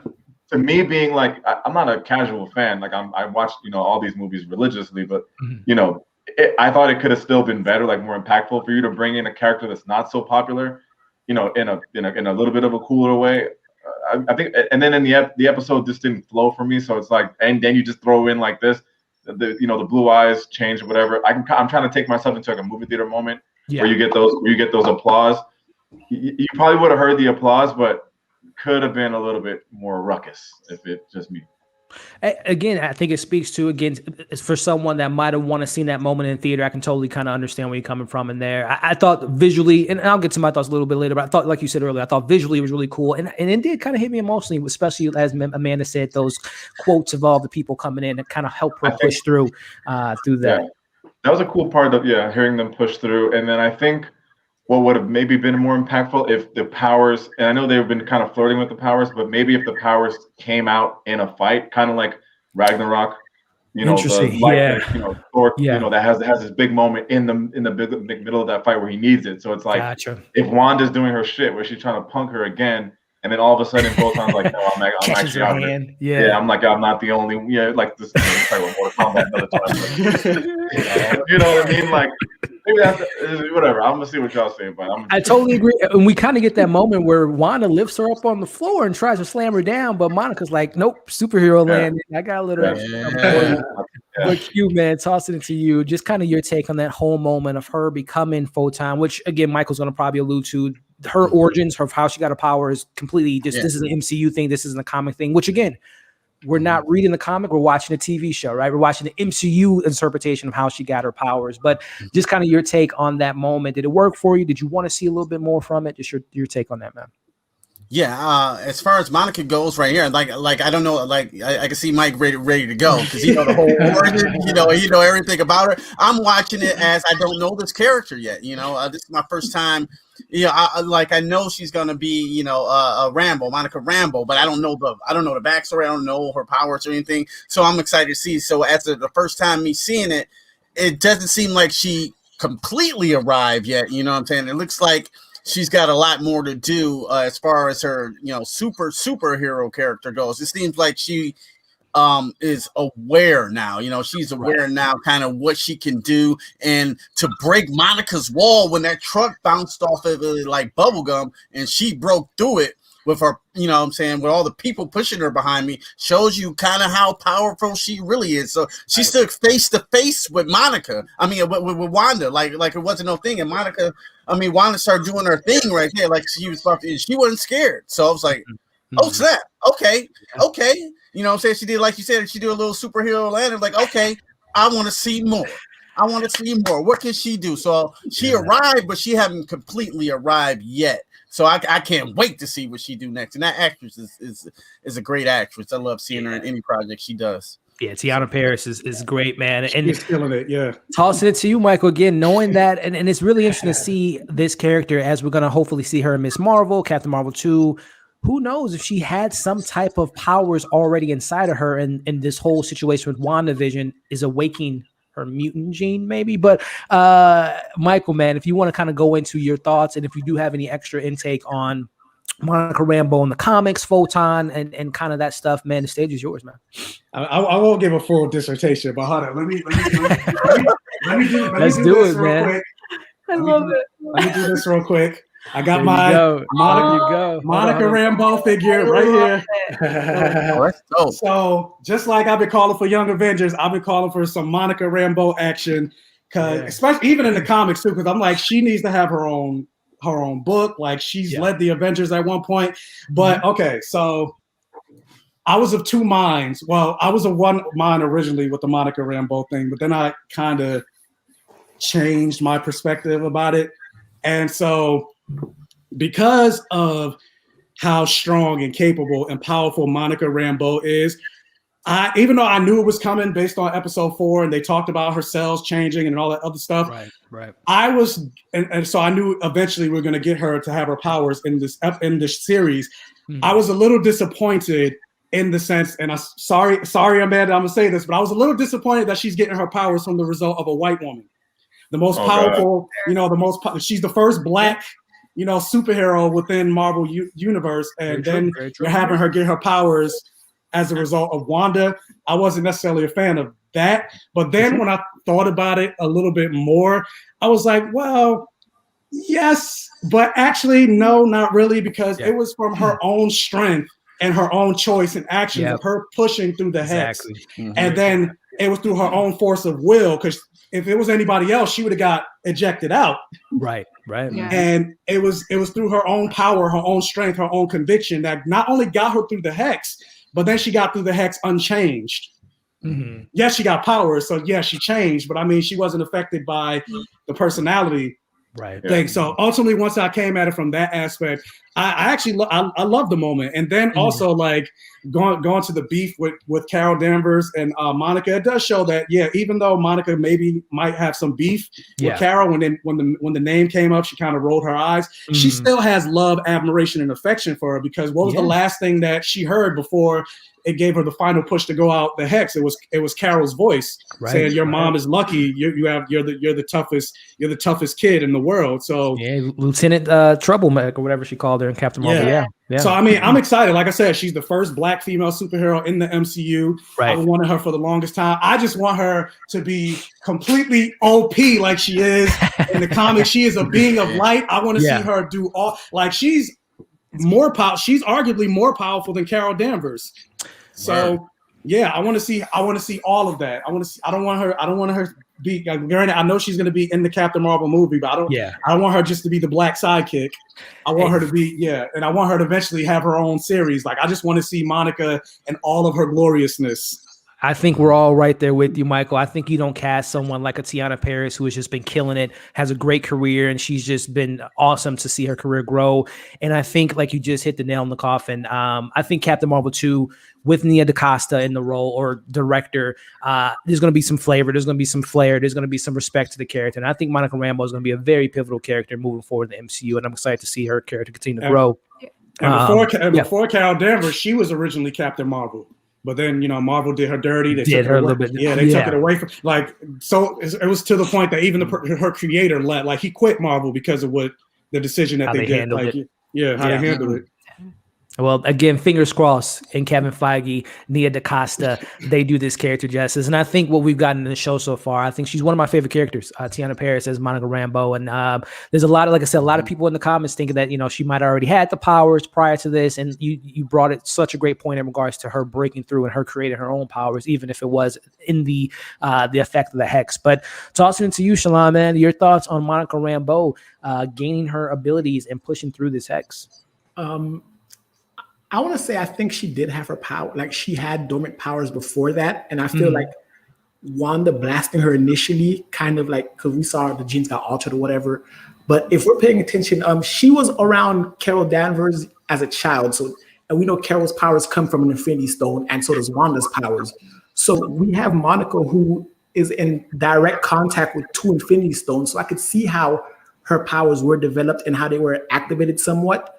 And her getting blasted through the thing and then pushing through again in the flashback, the voices, that kind of activated her powers. I do wish it was a bit more epic, because when she went through and her eyes started going, she started seeing like the electromagnetic spectrum of the energy around. It was pretty cool. It could have been done a lot cooler, like on the big screen. It would have been a clap out loud moment. And when she had the little standoff with Wanda, I thought that was pretty cool. But based on her having powers from essentially being in contact with 2 Infinity Stones, I wish it would have been a bit more epic. I liked it, but it could have been more epic. Like it could have been, or should have been, maybe the focal point of the episode, as opposed to not throwaway, but a small part of the episode. Yeah, no, again, I think going back to like Chris said, I think it would have been an epic moment on a big screen. And, with it being on a small screen, I still think, they handled it as best as they could. And again, I think I enjoyed it. Definitely get a lot. Yeah, no, I'm right there with you. And I think we're going to get a lot more with that character. Like I said, with it being hopefully in a Miss Marvel appearance. And of course, her taking some full stuff going on with Captain Marvel 2, which again, speaking back to what Michael said regarding that relationship with Carol, I would be in my feelings too if this superhero that I grew up with and loving was out of space somewhere when my mom is on Earth dying of cancer. So that is something we said. Yeah, go ahead, Sean. I want to add something to that. Yeah, sure. And maybe that beef stems from the fact that I said she was a child, she was around Carol, so she kind of got like passive Infinity Stone vibes. The fact that maybe her mom went to space and got that passive vibe as well, and during the time she wasn't pre-equipped for space, maybe that could have caused her to get cancer, and it was a byproduct of hanging out with Carol, and maybe that resentment comes from there. Yeah, I mean, this show alluded to, again, the radiation from the hex can cause some effects to people, but I'm totally right there with you. Maybe Marie going to space with Monica on Captain Marvel with different trips, alluding to her getting cancer over the years. And again, with Captain Marvel, as Amanda brought up weeks ago, she's always gone. She's not in Endgame. She's always off somewhere. So I mean, she was gone with Marie when she was dying in her bed. Maybe Carol didn't go to visit her, or she was there and just left abruptly, or we'll see what that beef is. And I can't wait to see those scenes with her and Carol Danvers and Captain Marvel 2. And I'm so excited for that film, the Scroll and Secret Invasion, all that stuff, man. It's going to be a great stuff. And we got the announcement of the villain last week, so it's going to be some great stuff for Carol Danvers and crew in the next coming year. But yeah, we're gonna say something. No, good, cool. We're going back to the recap as we kind of wrap up the episode here. We see the fight, Monica versus, well, not a fight, but a little confrontation. Not a fight. Yeah, not a fight. Yeah, there's a disagreement. Of course. Monica kicks in the door, saying, "Well, Wanda, they Hayward, man, he just wants Vision." And Wanda's like, "What are you doing here? I don't want to hear none of that." And she does her hex and all that stuff, puts her in the air, throws her on the ground. She gets herself.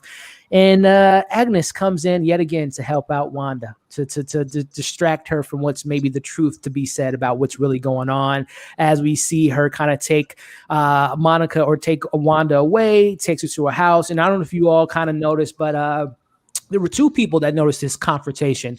And I think they're two important people to keep an eye out for. And we've been talking about it for weeks. Where the hell has Dottie been? Dottie's been missing for weeks at a time. Where has she been? Is she a part of the coven? Is she someone that is the big bad? But we finally see Dottie as she's doing her little lawn stuff. But we also see the mailman.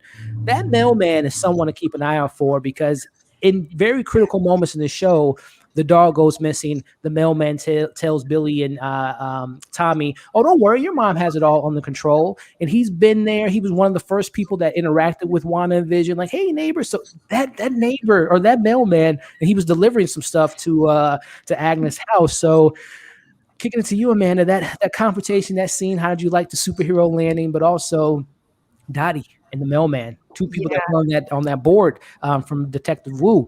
Is there someone that we should be keeping an eye out for? Yeah, well, first of all, Monica was a complete badass. She just stormed in there. I'm like, yes, go get her, set her straight, please.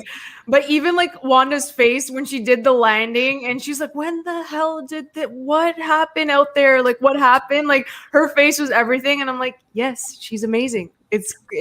She's here. Like, it's awesome.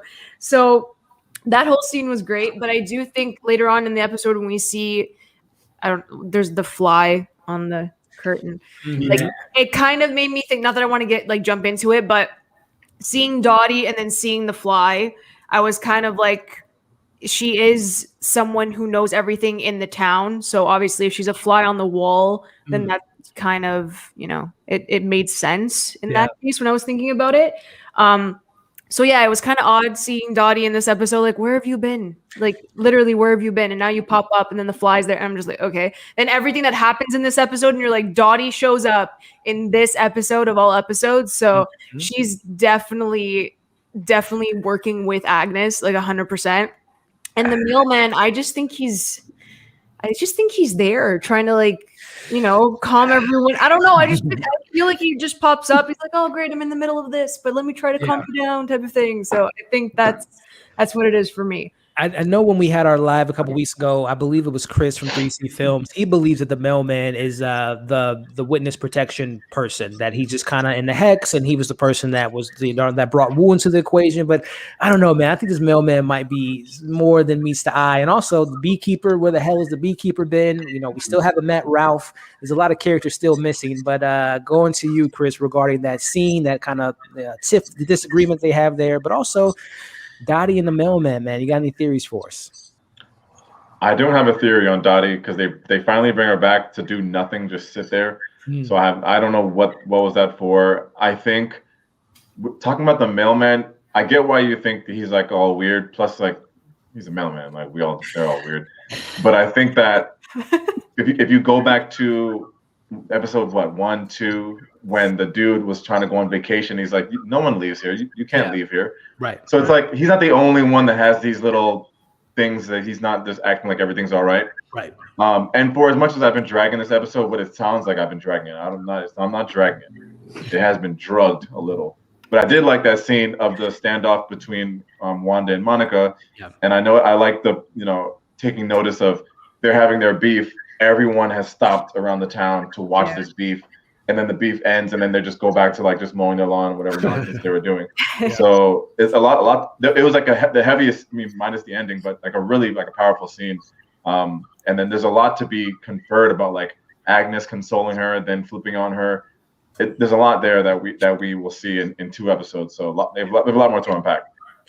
Definitely, man. Q, man, your thoughts on that standoff between Monica and what we get with Wanda, and even Wanda being like kind of shocked, like, oh, whoa, when did you get those powers? When you got those blue eyes? But then also too, man, what's your thoughts on Dottie? Again, when Agnes introduced Dottie to Wanda, she said that she is the key of the town. If you want to get anything done in Westview, you got to go through Dottie. What's your thoughts on Dottie and the mysterious mailman? Oh yeah. You got me real intrigued over here about that mailman. Like, like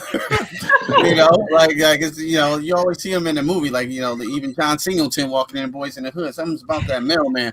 So I don't know. That's really intriguing because he has been in a lot of episodes. I mean, they don't really pay attention to him, but he's like, she's like there. It's weird. As far as the showdown between Monica and Wanda, it had the potential to be Super Saiyan fire. You know what I'm saying? Like, this can go down right now. But it's like, oh, not yet. Not yet. Not yet. I know you want it. I know y'all want it, but we ain't gonna do it quite yet. But like, it was there. Like the tension was sticking. Like, come on in, y'all gonna do it? Let's do it. But they didn't quite do it yet. wouldn't say it's a huge disappointment, but I was antsy. Like I know what y'all doing. Y'all gonna bring it, but not yet. You know, maybe in Captain Marvel 2, or maybe in a season finale of this thing. I don't know, but that's the part that really intrigues me. I forgot about the lady, dude. To tell you the truth, yeah, Dottie. I haven't seen her in so long. I honestly forgot about her, so I didn't really think too much of it. So yeah, I like to dive back and go look at the episode again, because to be honest, I kind of forgot about Dottie. I gotta check her out. A little rewatchability there. Rewatchability. Yeah, I need it now, because I forgot all about Dottie.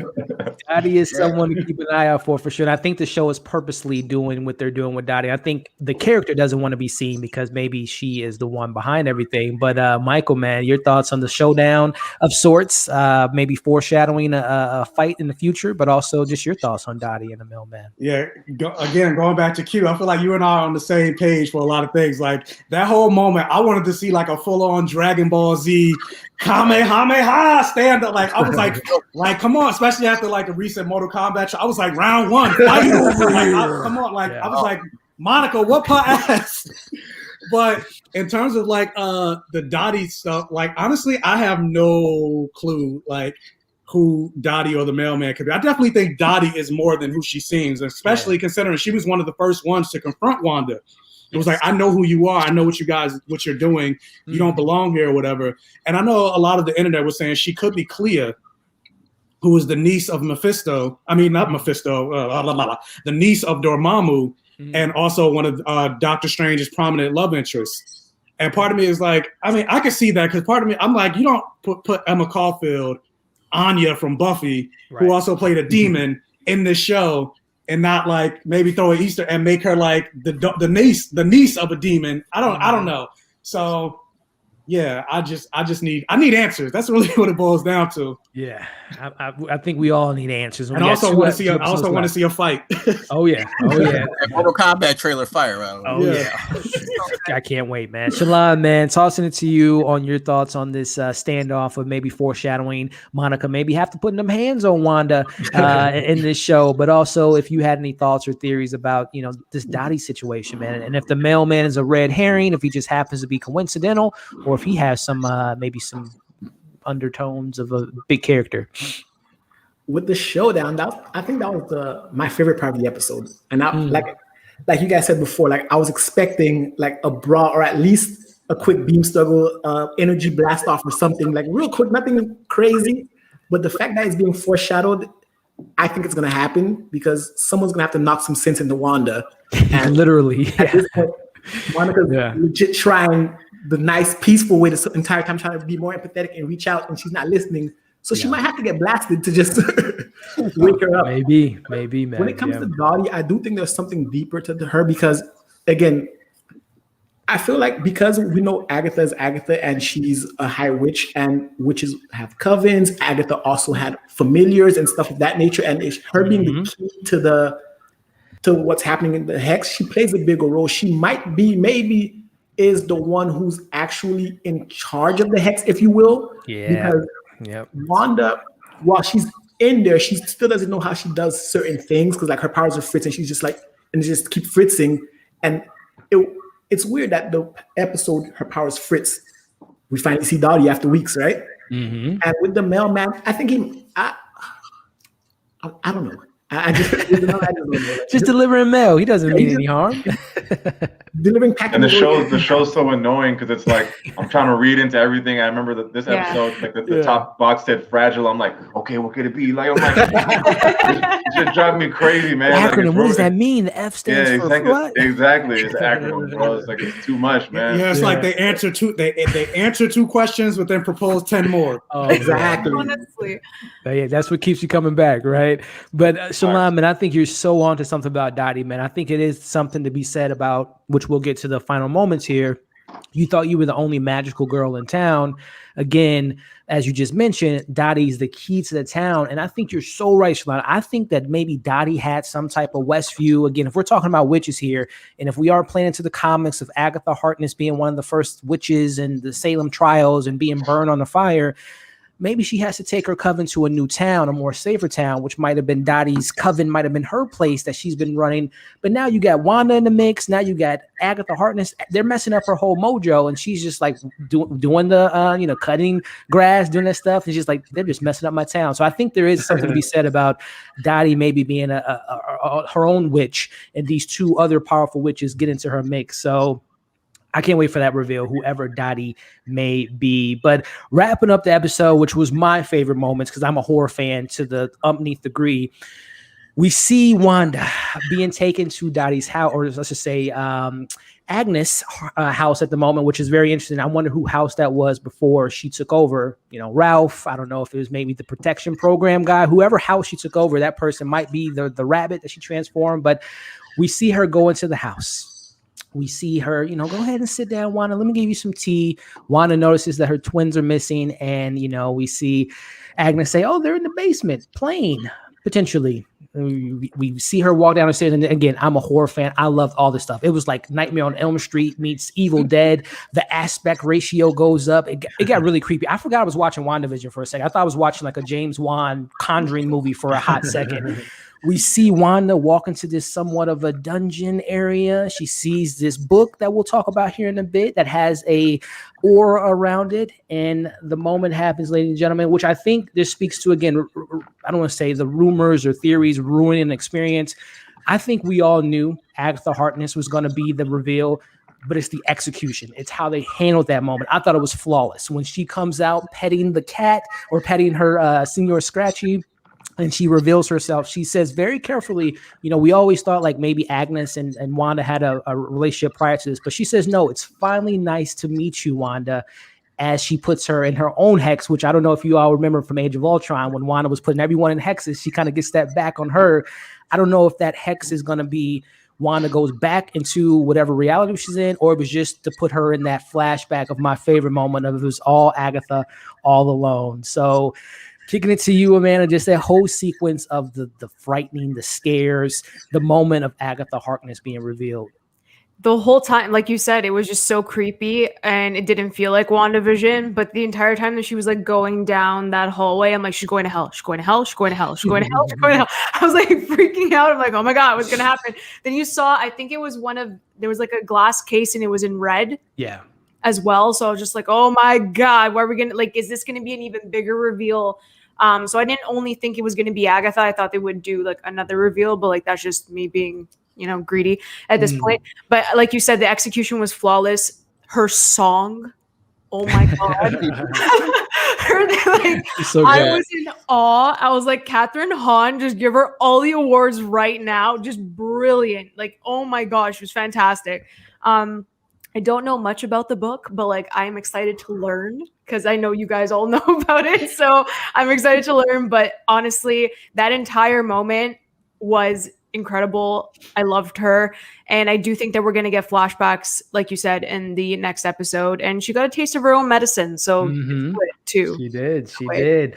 Kicking it to you, Chris, man, your whole thought of that whole sequence again. I just love the execution of it was no goofy music until obviously the end, which I love, but just it was just ambient noise and nothing. And Wanda goes down those stairs, she goes into the dungeon, she meets Agatha Harkness. Just your thought on that whole sequence, man. Yeah, I agree 100%. That scene was dope. I always find it funny in the movies when like you're looking for two kids and it's just like Tommy. Like no one answers, and like as if Billy would answer. Like this shit is. Don't mind me. I thought the scene was perfect. I don't know if maybe like the kids grow up and like age up again the next time we see them, and maybe that's where we get into our Young Avengers thing. I thought about that a lot, but the episode ended so it was a really strong ending, but it just made me more confused too because we've been theorizing about this whole like. They're in cahoots, and I always go back to that same scene about, do you want me to do that scene over with her and Wanda having that conversation? So I'm like, what? Was she just trolling? Like, I'm trying to figure out like what that dynamic is because I feel like they almost kind of make us forget that Agnes and her have been in this cahoots for a long time. And this scene alone made everything. It made like want to throw things out the window, but they still happen. So. It left me with a lot of questions, but like the execution was dope. I like the outfits. Like it's just only gonna get better for her. Y'all know I'm a Catherine fan. So and her and Darcy just been carrying this. They've been great. But yeah, no. That's my last thought. I just thought it was a good ending scene, so really good. You bring up a great point, man. I think the show has had a lot of, as we see, Agatha was just in disguise this whole time, right? We see that she was behind a lot of the stuff that's went down in the show, as we see from that great kind of montage of it was her all along. But Q, man, your thought on the execution? Again, I know you're a big horror fan as I am, man. What do you think about that execution and just the creepy vibes that we got into the basement? Yeah, I love how you said what was going down in the basement. It definitely reminded me of Evil Dead 2, and like you said, James Watt, the Conjuring, how they had the camera in that scary basement with the those scary walls. You know what I'm saying? Like, oh man, like wait a minute, here they go again. Disney getting real dark here. What's going on? And then of course the execution of Agatha. Man, they did that so brilliantly. I gotta agree with it, man. And that song was fire. That song was fire with the flashbacks of her talking to Vision. You know what I'm saying? Like, it was her all along. And then when she said she been a kid and I even killed the dog, I was like, yo, the show has lost its damn mind, and I love it. You know what I'm saying? I love this. You know what I'm saying? It was just such a good play out at the end. That was my favorite part of the whole entire episode. Like, from going down to the basement to the end to the Agatha song, man. I thought it was done brilliantly, and I can't applaud it more, except for them killing the dog. Like, where's John Wick? You need it, right? But yeah, you gotta get him in the mix, man. And I love this comment here with James referring to 6 feet underground. Someone else mentions the idea of it being underground, being in hell potentially. But kicking it to you, Michael, regarding that whole sequence, and we're going to talk about the book here in a second regarding Evil Dead. But what was your thoughts on that whole reveal of Agatha Harkness? And then going more into the basement thing with it being in hell. I mean, it does take place in New Jersey, and I live in New Jersey, and there's the whole myth and lore about the New Jersey Devil. So I'm like, maybe Ralph, maybe it has to be Ralph at this point. It has to be Ralph at this point. But I love the reveal, and I love the whole horror aspect of the whole thing, and I do wish they kind of went a little further with it, but I still love the execution with it. And then even just the way they zoomed in on the rabbit, it had me questioning it. I was like, even though we saw the rabbit before, I was like, did she turn the twins? Did she turn, is that Billy? And then they showed the cicada. I was like, is that Tommy? Like, what? What did she do? Where are the kids? And so then when we got the actual reveal, and I mean, I agree with Amanda with two things. Like, Catherine Hahn deserves all the awards. She's great for this show. She is great. Yeah. Like, and I know they don't like to nominate superhero shows, which is trash, but like they need to. But she is killing it in this show. Like, she's one of my favorite persons to watch. Yeah. And even with that song, that song is a bop. Like, that song has been in my head. That song has been in my head since yesterday. Who's been mucking up everything? It's for Agatha All Along. There we go. I love that whole thing. But I will say, this gets my third disappointment. Oh, let's hear it. And I think part of it is just because of the hype and me being greedy, and then me expecting or wanting this episode to be an hour. Because it ended on, it was Agatha all along, and then it ended, I was like, that's it? I already knew this. Like, what else you got for me? Like, So I was a little, even though maybe it's just me, because obviously maybe the show isn't just for me, it's for the casual people. Because my brother called me and he was like, I didn't know, yada yada. I was like, yeah, but I mean, I knew this from the beginning. Like, what else? So maybe it's just, I just need to get over myself in that aspect. But yeah, I was just like, I was expecting another reveal as opposed to, it was Agatha. I'm like, I knew that already. Yeah. Which again speaks to, as you just mentioned, man, I was in the same boat. I think we all kind of imagined that was going to be the character, but I still thought, again, even with, and this is a whole discussion about spoilers and things like that, I can learn about things being spoiled, but it's just about a matter of me seeing it and obviously how it was executed. I thought still they slayed that scene to me personally.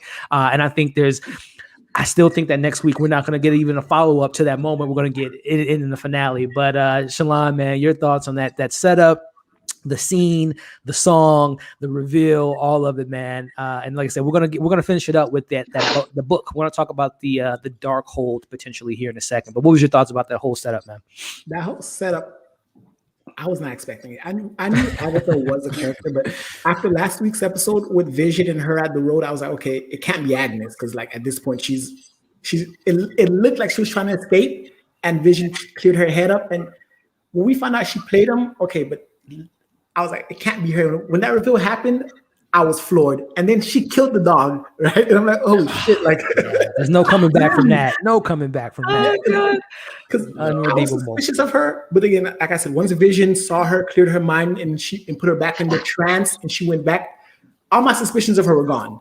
And then for that reveal to happen, the song was a bop, but it was like creepy. It was eerie to me when she was just. I'm like, oh shit! Like this is what we're doing. Like it threw me off, and I enjoyed that because I'm not usually thrown off because I knew she was in on it, and then after last week they kind of like pulled the wool over my eyes and made me think, okay, it can't be her because she's trying to escape and she can't escape, so it's somebody else. Right. And then for that to happen, I was floored. That's a great point. And going back to some people mentioned the award thing, I think the show might, if The Mandalorian can get nominated for Best Drama, I wouldn't be, no disrespect to The Mandalorian, I love that show, but I wouldn't be surprised if WandaVision being the first MCU project, it's a Disney project. Watchmen got some love, and not saying that the show is anywhere near Watchmen, but I don't know. We also, isn't there a better chance? Isn't just me, but isn't there a better chance it being a TV show than a movie to get awards? Because and especially now, like after the pandemic, like what are we looking at? Like what is it even going against? Like, I feel like this is the best time for Marvel to get into the game. Yeah, that's true. It's true. I will say though, real quick, with the whole Agatha All Along, I did have the question. I was like, but it was her all along doing what though? Like, because we know, based on the flashbacks, it didn't seem like she created the hex because she came in afterwards, and then we saw her manipulating her magic during the talent show. But we already know Vision was drunk before that, so she didn't make Vision drunk. So I'm like, what? It was Agatha all along doing what? That's a great point. That is a great point. Which brings me to the kind of the last point of this episode. And again, this is the theories. We're playing with our theories now, and this is again the discussion we're going to have at the end of this video, just regarding theories and comics and all that stuff. And if it isn't Mephisto, if it isn't the Darkhold, will it be disappointing? But again, kicking it to you, Amanda. I know you said you might not be too familiar with the Darkhold, but just kind of your thoughts on what this book could potentially mean. And we'll get into, I guess we might as well just kind of dive into it now. It's the Book of Sins. It's the Book of Spells. It's an ancient book. It's a book of knowledge. I didn't watch too much of Agents of S.H.I.E.L.D., but it's a big thing into Agents of S.H.I.E.L.D. because it introduced Ghost Rider, which, I mean, I would love to see Ghost Rider because he was actually created by Mephisto, which, again, the Mephisto things are kind of leading to that. But this is a very important book, and I think this book has some importance regarding this hex. But just your thoughts on kind of knowing this is a book of sins and Mephisto, and it's in the basement. Kind of your thoughts on this Darkhold. Like you said, it could open up a lot of doors. And Wanda's going to be connected to like multiverse and all that type of situation. We don't know what has been created because of her breaking through this reality. We have no idea. So if it opens more doors for more characters, I'm all for it as long as it's executed properly. Yeah. And I think I'm optimistic. I'm very optimistic to see where it goes. What about you, Chris, regarding this demonic book that holds knowledge, and it's the Book of Sins, and just kind of theorizing on why someone would want that book and what is the significance of Wanda maybe being the key to opening the book or manipulating the book and creating the sons, her twins from this book? Just kind of your thoughts on this Book of Sins. Yeah, I wasn't really familiar with the book and all that stuff, so I'm interested to hear, from the panel on it. But the first thing I thought of, about a popular book, I was like, okay, I think back to Doctor Strange, and that's how it gets a connecting to the Wanda thing of villain in the Doctor Strange multiverse of madness. So that's where I could see it going. But excited to get the history lesson I'm about to get. So I'll yield my turn. That was definitely going to be brought up in my notes regarding what you just said about Doctor Strange. And we'll get to that when I get to my thoughts on it. But Q, man, your thoughts on this, again, being a big horror fan, the Book of Sins, man. What's your thoughts on this potential of this book being something very important in the show and then also in the MCU? Yeah, I'm sure Mike's about to give us the whole breakdown of this book. Because I'm not gonna even lie. I bet a stack Mike got the book. Yeah. He got the book. Has a He got the book somewhere in the back there, Mike. Yeah, here it is, right here. I got the book. Yeah. I don't know too much about this book, and she is Scarlet Witch, and it's definitely witchy things that's going on. But of course, this whole book reminds me of the Necronomicon, from Evil Dead, of course, and whatever this brings, I'm not really sure because I'm not too familiar with that source material. I didn't go that deep into the Scarlet Witch, so I'm watching it as an audience, but I know it's going to bring, supernatural elements to the MCU, maybe even open the multiverse type thing. I really don't. I'm just speculating at this point. I'm just along for the ride, so I'll yield my turn, and I would like to get educated on this matter. Gather around, children. Let's like, all right, down to the all campfire. right, Michael, educate us. But I'm about to disappoint y'all. I don't know what the I'm about to know what I'm looking. So, because the reason I said it could be the Darkhold, but it doesn't look like, in terms of like the symbolism and stuff like it doesn't look like the Darkhold from the comic, because the Darkhold literally has a D on it. And then jumping to Agents of S.H.I.E.L.D., it doesn't look like the same Darkhold from Agents of S.H.I.E.L.D. Literally, it has Darkhold on the book. So I'm like, I don't know if they're just going to go a different route with the Darkhold, or maybe because Agatha is a witch, maybe it's just her Book of Shadows, which every witch has a Book of Shadows, and that's their book of spells. But I mean, if it is the Darkhold, the Darkhold doesn't necessarily connect to Mephisto. Yeah, I can see the screen right now. Yeah, the book, right, the third one to the at the top. That's what the Darkhold looks like, but that's not what the book looked like in the show. But if it is the Darkhold, that would connect to Wanda specifically, but not Mephisto, because the Darkhold was created by an elder god named Cthon, who's basically Marvel's version of Cthulhu. And he, it's basically a book of dark spells, and he wrote, all his most powerful magics in it, and then it got passed from dark wizard to dark wizard throughout the line. And the Darkhold was also in helping with creation of vampires. So again, if they're smart, they could do that, since we're getting Blade introduced in the MCU. Oh, yeah. Again, I don't know if that hot Marvel, if you're listening to this, hire me as a consultant.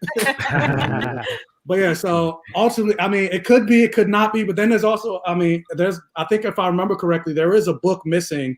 There was a book missing in Doctor Strange, so it could be that. Boy, yep. So I don't know. Yeah. Hey, Shalana, I think you might be on the same wavelength, man. I have it in my notes. I have Doctor Strange as someone to keep an eye out for that book. But man, just your thoughts on the Darkhold and just your theories on the importance of what this book could mean to not only the show but the greater good of the MCU. I want to piggyback off because I don't believe it's the Darkhold book, but I do believe that there was a book missing, Doctor Strange, and we know. Yeah. We already know Wanda's going to be in Doctor Strange 2, but we also forgot to mention that one of the bad guys of Doctor Strange 2 is going to be Baron Mordo, and in Doctor Strange, he was walking around killing magical beings, and now we have a town full of magical people with a book that's missing. Yep. So maybe that ties into the greater, because if Agatha's behind it, she brought back Pietro, she may have been behind the kids being born, and now that the kids are missing, and we see the book is glowing. The kids went to the basement and we don't see any kids. We see the book. And we know Baron Mordo's going after magical items and magical people. Maybe he takes the book, and that's why she's in Doctor Strange looking for him now that the nexus to the multiverse has been opened. It opens up a whole new line of different possibilities. So I don't think it's the Darkhold, but I do think that book does play a greater importance because, again, it's a book that we already have clues from Doctor Strange. We know Wanda's going to be in there. Baron Mordo is actually, we saw at the end of Doctor Strange, he's going to places and just killing you if you have magic that you're not supposed to have. And I don't think anyone is supposed to have magic in this town, because they're at the Sanctum Sanctorum, they protect magic. So like, if we have a town full of magical anomalies going on, like I can see Baron Mordo coming up and offing Dottie or something, right? Yeah. I'm right there with you, Shalon, regarding Doctor Strange and the multiverse and the missing book. And again, knowing that Doctor Strange, he was missing for 5 years, who was the Sorcerer Supreme, who was running the sanctum that he was gone from. So I think they're and like you just said, the only villain that we have confirmed for Doctor Strange 2 is Chiwetel Ejiofor's character. And I think, as you just mentioned, he wants to get rid of some of these sorcerers and these witches and all that good stuff. So I think it's something to be said about this missing book and how it can connect to Doctor Strange. It might explain why Doctor Strange is involved with Wanda. I need this book.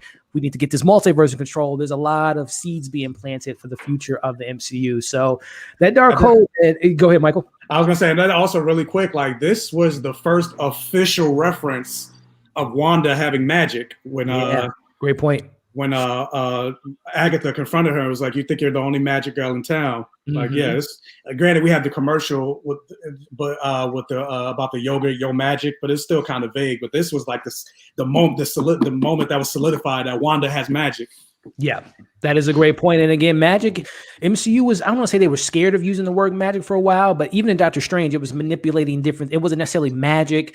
Wanda's powers weren't created by magic, it was created by Infinity Stone. But I think now Marvel is kind of, again, Disney, we always think Disney's a soft, kid-friendly, but they're now embracing kind of the darker tones of the MCU. And I think, as you just mentioned, Michael, Blade, Moon Knight, werewolves and vampires and the demonic Mephisto nightmare. So they're getting a little bit more PG than what we normally are used to with Marvel, and I love it because, again, it's all various ages are watching Marvel content. I love that they're kind of more embracing the darker elements of what the MCU has to offer. So we got big reveals. We got superhero powers in this episode. Again, it wasn't my favorite episode, and we'll just kind of wrap up with just general thoughts and predictions. But I think this episode is very key for the final 2 episodes, but also just speaking to the excellence of this show. It makes us theorize. It makes us have these conversations. It's setting up the future of the MCU. So I know there's definitely gripes about the show that a lot of people have about not explaining things. And is it almost too late? Are the final 2 episodes going to give us all the answers? And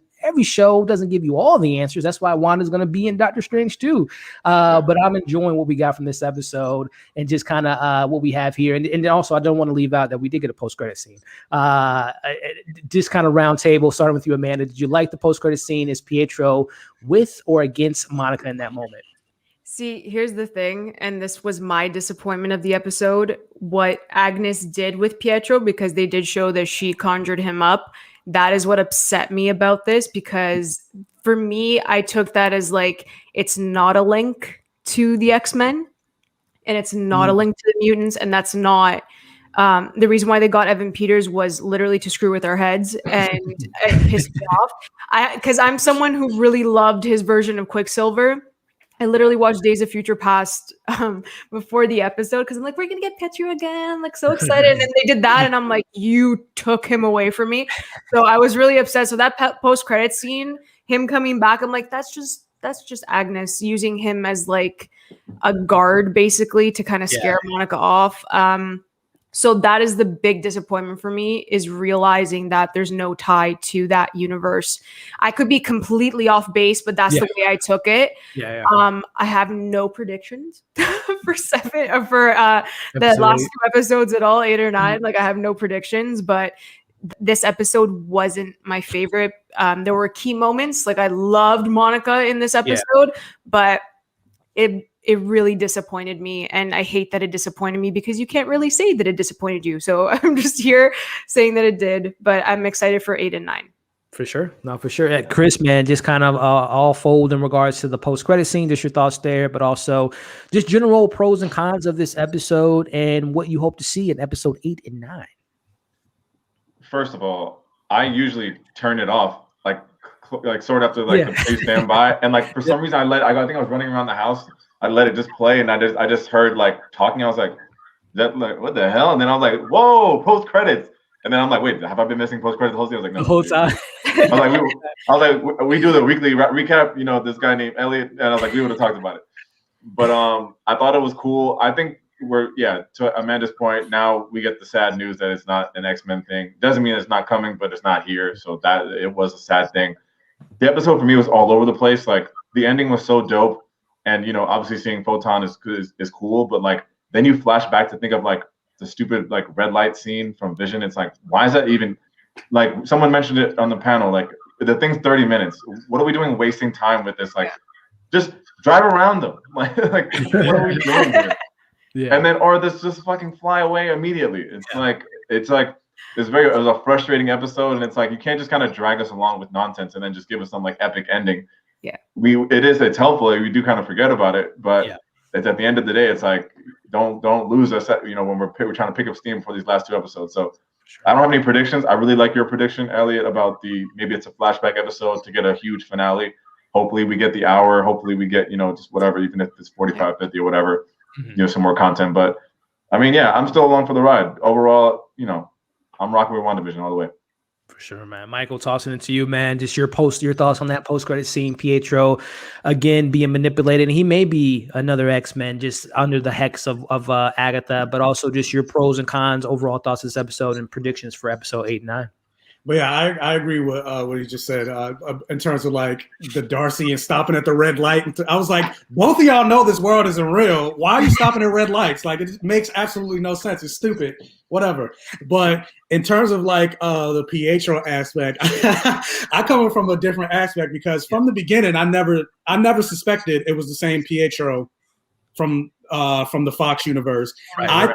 I thought like it was just Marvel playing fast and loose with getting this character and then throwing him into the MCU to kind of fool with everyone. And like, and me personally, I know a lot of people like Evan Peters' version of Quicksilver.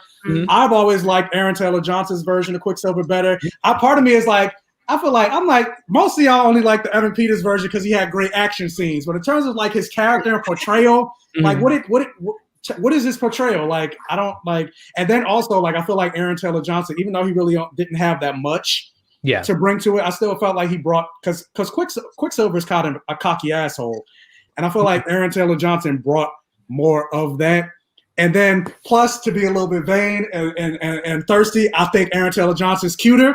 So I knew it was coming.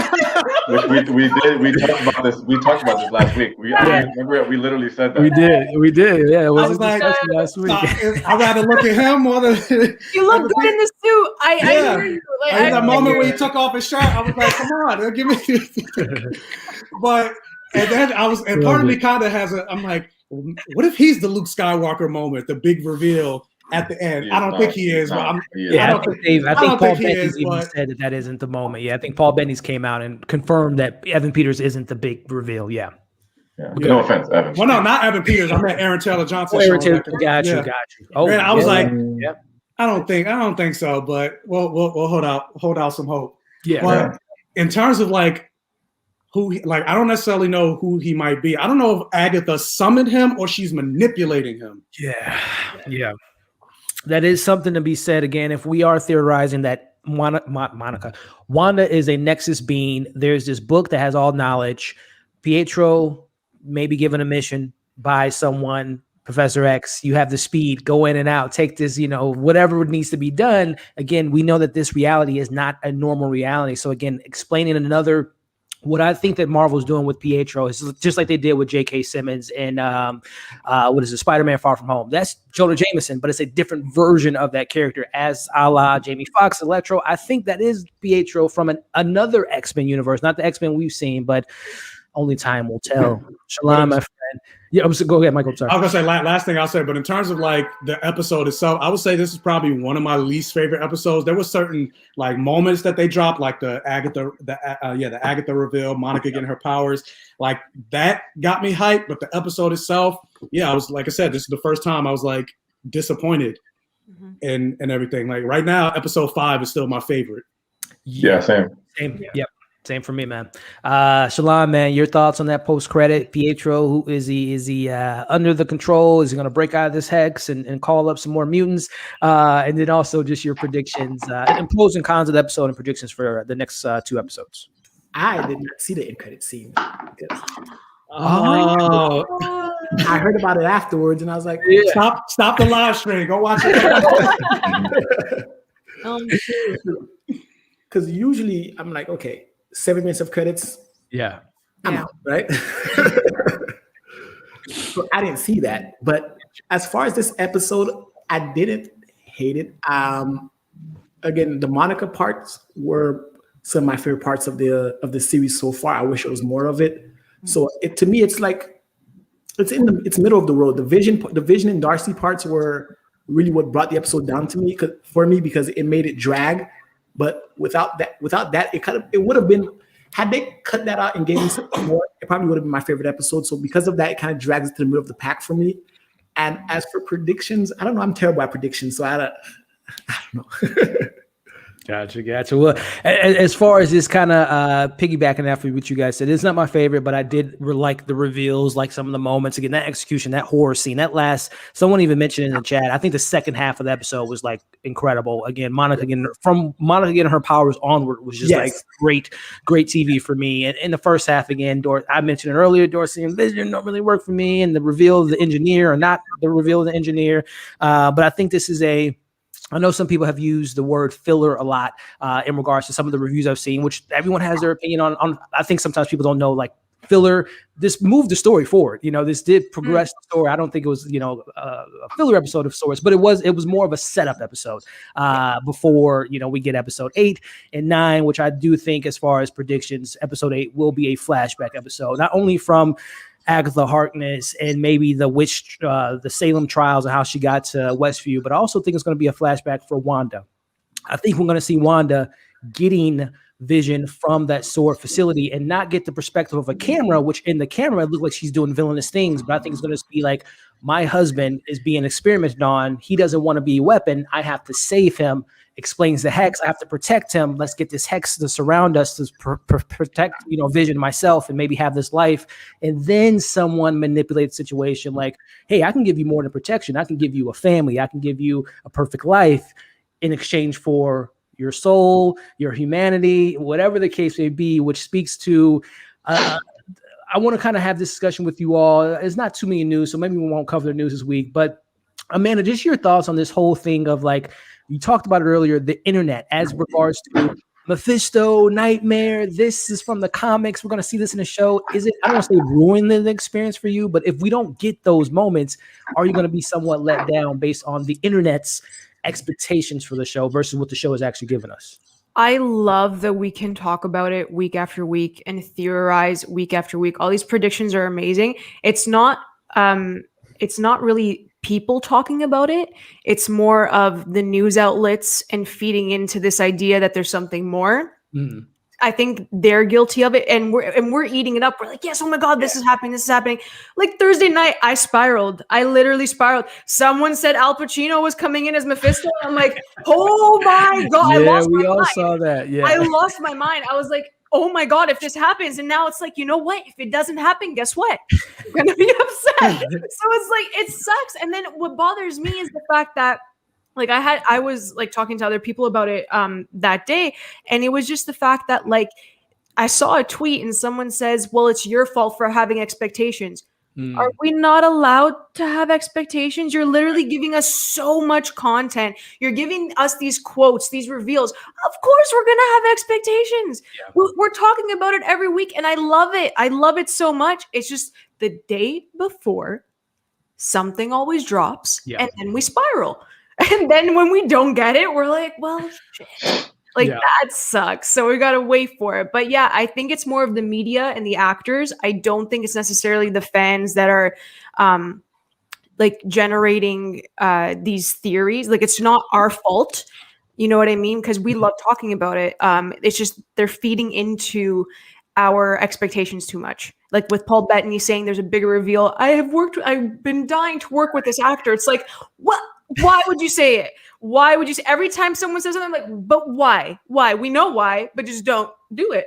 Like, don't do it. So I think that's my issue with it. That's a great point, man. And I think the PR with Mark Ruffalo, Tom Holland, you would think that these Marvel actors have been somewhat trained to kind of take an answer. Like, even that quote that Elizabeth Olsen, she never said that it was going to be a Luke Skywalker moment. The interviewer used that as a reference, and she just kind of played into the conversation. Like, yeah, we're going to have a big, not even knowing the context of Luke Skywalker appearing in Mandalorian is so much more deeper than, whatever the case would be. But tossing it to you, Chris, regarding this expectations, if you read the theories and if we don't see it play out that way, are you the type of person that would be affected? Like, man, the fan theory was more cool than the show gave us. Are you in that camp, or just how are you taking on this hype of the internet, giving us all these theories of Mephisto and Nightmare and all these comic stuff that might not happen? Yeah, the first thing I would say is that I care much less about theories than I care about spoilers. So if it's not a spoiler, then be free and be merry. Hate spoilers with all of my bane existence. I would hate to. I don't want to hear about script leaks. I don't want to hear about none of that. If we know who the Luke Skywalker person is, I don't want to hear about it. Yeah, I don't really read a lot of the fan theories, so I don't like, especially before the episode. I read a lot after, but I'm not in that camp of like, oh, I didn't hear about Al Pacino until just now. Sorry. No, yeah, exactly. But it wouldn't bother me because like Marvel has so much like cachet with me that they've never let me down, well, in quite some time. So whatever they deem is necessary, I trust it. So yeah, and the show's been great.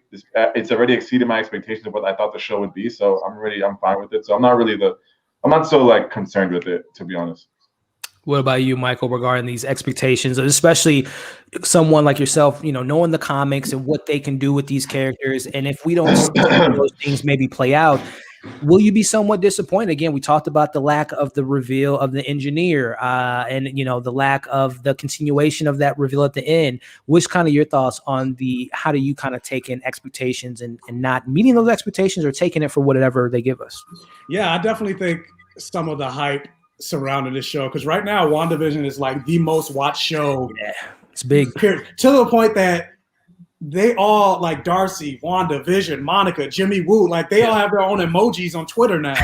That's how big this show is. So I think the hype surrounding it and all the theories, and then some of the theories turning out to be not true, like Amanda just said. She said about the Quicksilver and Pietro not being the Fox's Quicksilver. That disappointed her because, all the theories about it and the connection.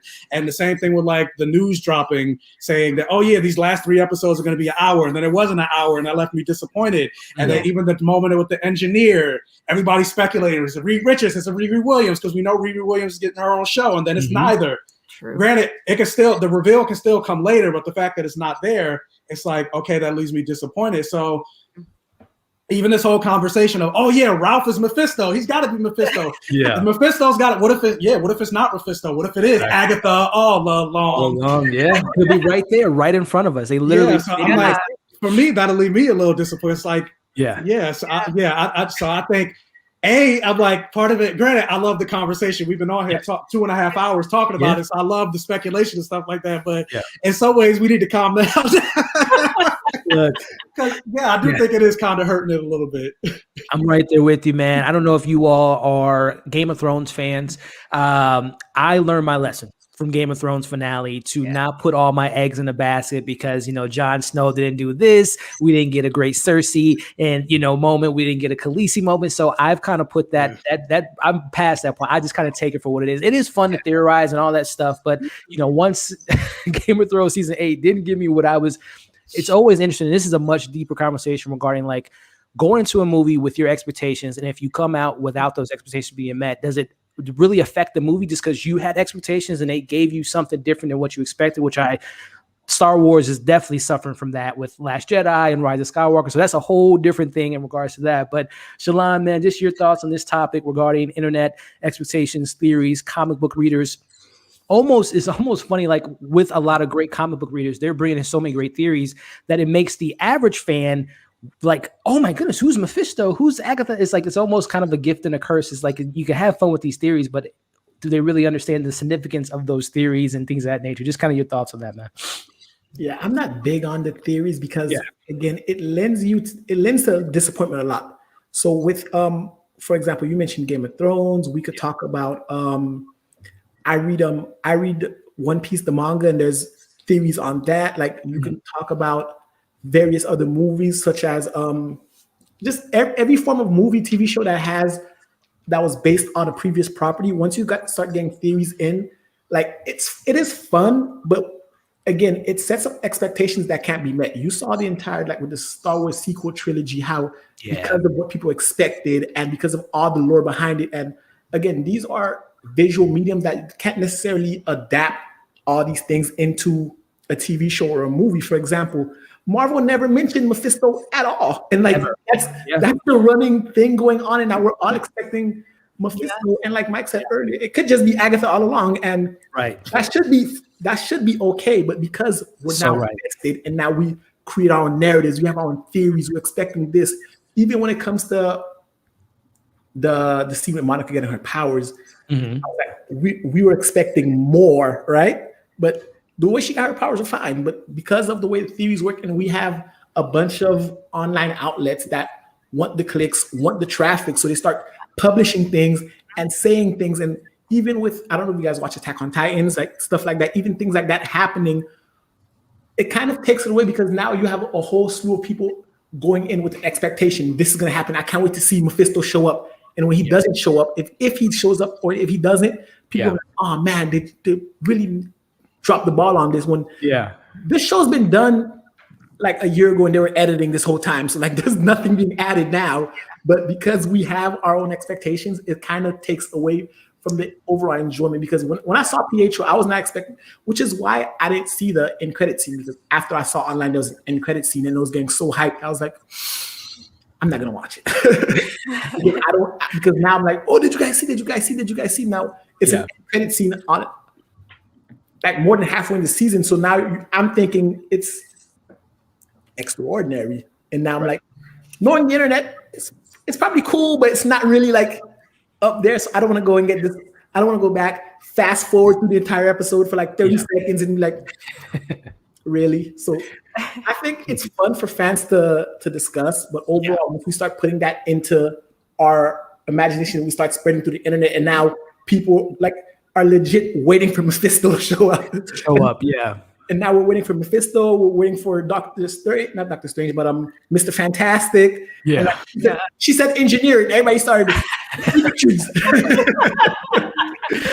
It's so like that's how smart Marvel is. That tic tac of a comment, and we're like, let's go. Like we're freaking theorizing. It went for the ratings because like they're looking at like Paul Bettany saying, "Oh, I always want to work this actor." Now we're like, who is he talking about? Who is he talking about? Looking up all his filmography. I saw some people. They're going back and looking at YouTube interviews and seeing who he wanted to work. I'm like, that's why I was like, we need to calm. Like y'all doing too much. Like calm down, right?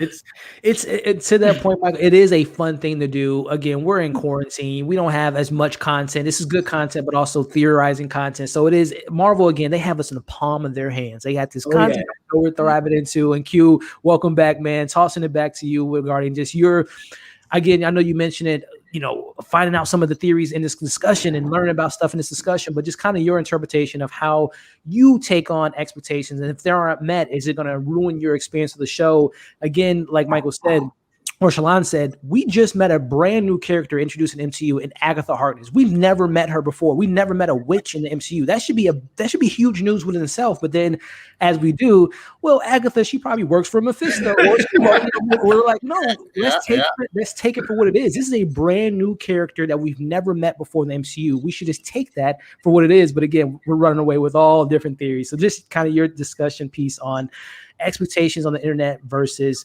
what we get in front of us. Yeah. Like if Agatha All Along not good enough, you know what I'm saying? Like it might be just it. Like we're expecting something grand and great. The finale of Mandalorian 2 with Luke Skywalker, which none of us really seen until that happened. Like holy crap! I don't even know we were theorizing that too much, But when it happened, it was amazing. But I take a show like I'm gonna go with Lovecraft Country. I had so high expectations for that show. I just thought that was gonna be the new, my new horror show, Tales from the Dark Side. Tales from the Crypt or whatever. And then it kind of after it ended, I was like, well, it didn't deliver fully like I was expecting it to. Like I expected it to deliver to me. I expected Rise of Skywalker to make up for everything. Like this is you owe this to me. I've been watching Star Wars 30, 40 years now. Like this is it. This is the end. And I was highly disappointed, Yeah. to say the least. I was highly disappointed, but you know, so like having expectations for this show, yeah, I do. I ain't gonna lie, yo, I want to see some fire these last 2 episodes. Yo, y'all better bring it. I mean, this is Marvel's first thing out of the gate since what, Far From Home, I think. Second one, yeah. So 2019, whole year off. Yeah, like so, it's a lot of things going on in the MCU, and I want to see it brought, but. At the same time, if it doesn't live up to my expectation, will I be disappointed? Will I get on Twitter and start this rant? No, it'll be okay. And if it was a Wanda season 2, I'll watch it. I'm just happy that I can get coming home and watch this high production value that Disney Plus is doing every week, and we can get on the line and we can theorize, we can talk about this book, and you know what I'm saying, Agatha All Along, all this stuff is cool to me. So you know, I'm already happy with the show. This episode, no, it wasn't my favorite at all. You know, I like aspects of this episode, but theorizing, I want these last 2 episodes to be fire. I want them to be an hour long. I want the sky to explode, to be honest with you. But if that didn't happen, I'm cool with it. I'm cool with it, and I'm cool with Falcon and the Winter Soldier next month. Let's go. Let's keep going with these Disney Plus fire shows. Got the best production out there on any streaming platform, period, right now. So just let's go. Let's go. That's all I'm saying.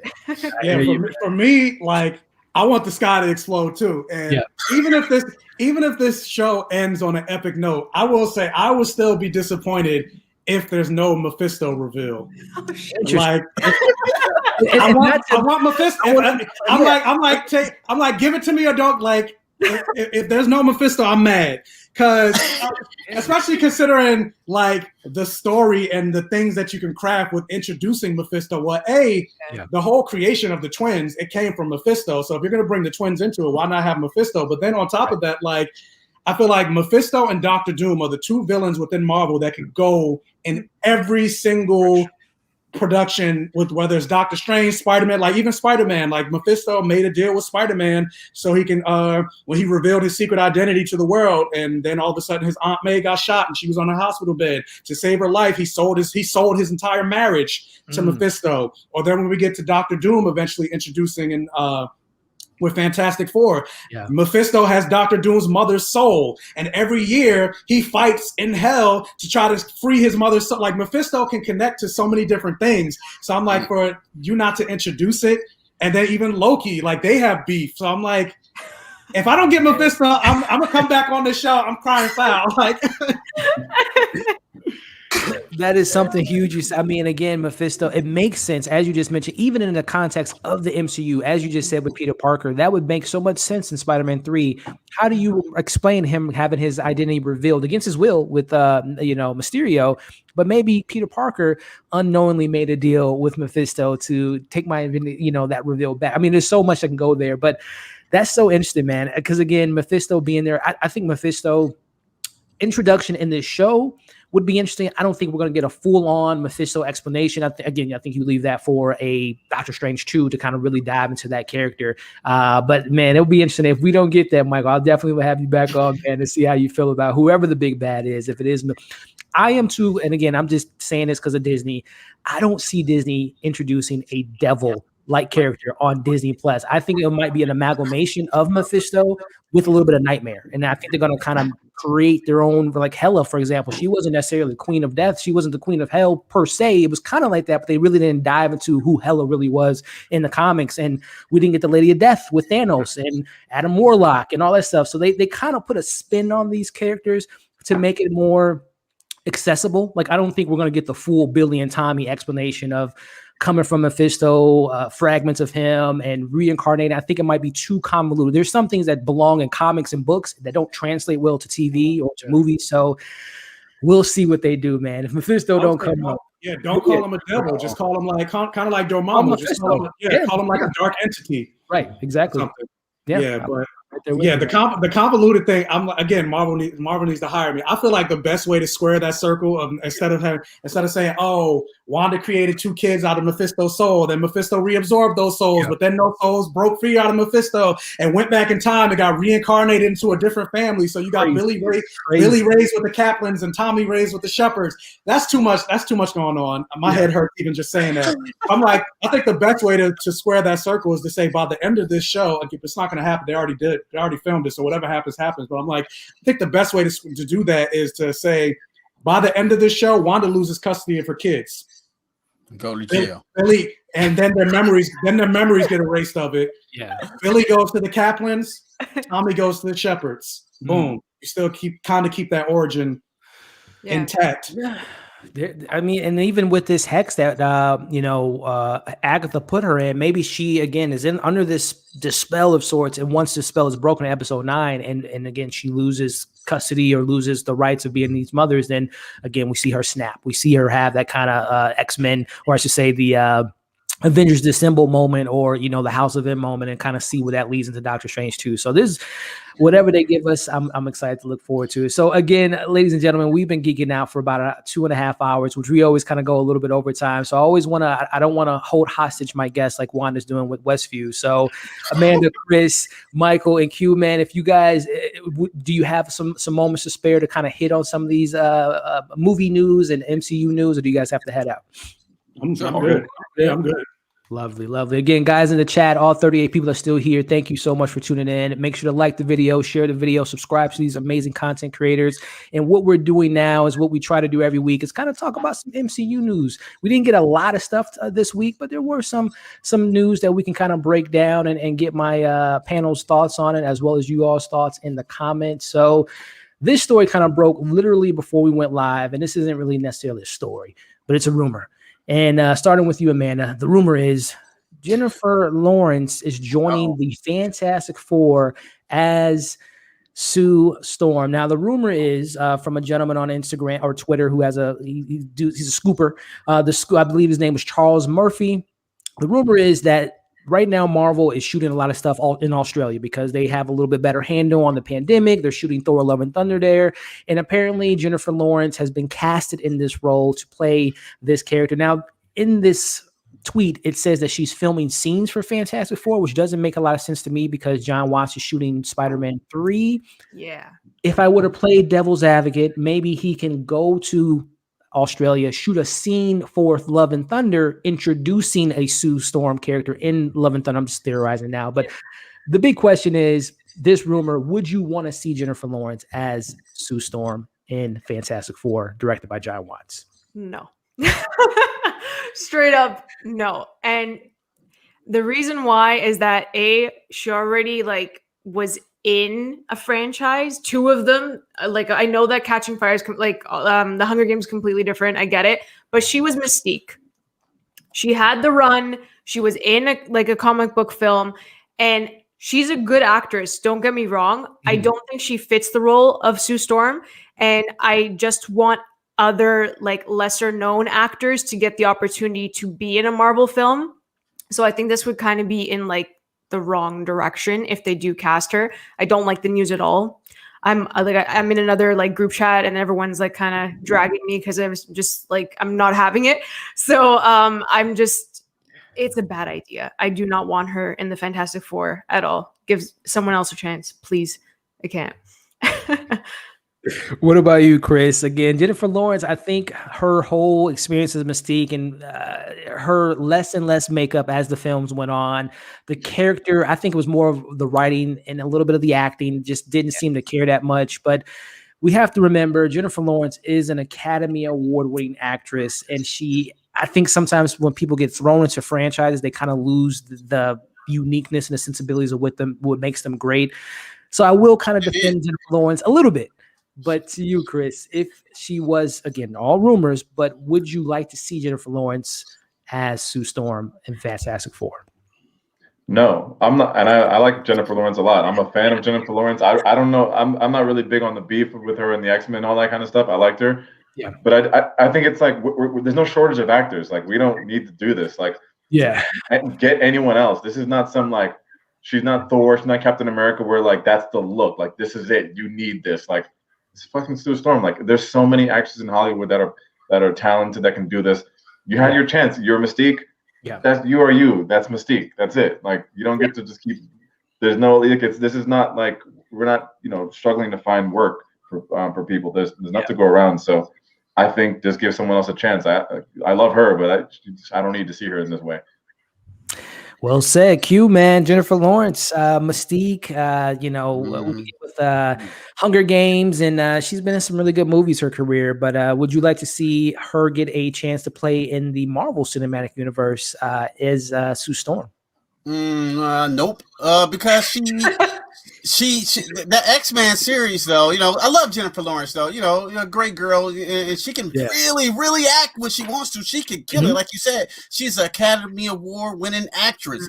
But in those last 3 X-Men movies, boy, did she phone it in. Did she phone it in. Like, she didn't give a damn about her line. You can tell. I mean, the camera don't lie, bro. I mean, you don't want to be here. So she's either taking another paycheck, because Marvel's going to pay well, you know what I'm saying? Like, to take another paycheck, but it's not really it's not going to be the same effect. I was listening to Amanda, like she had her chance as Mystique, and like now she can be Sue Storm.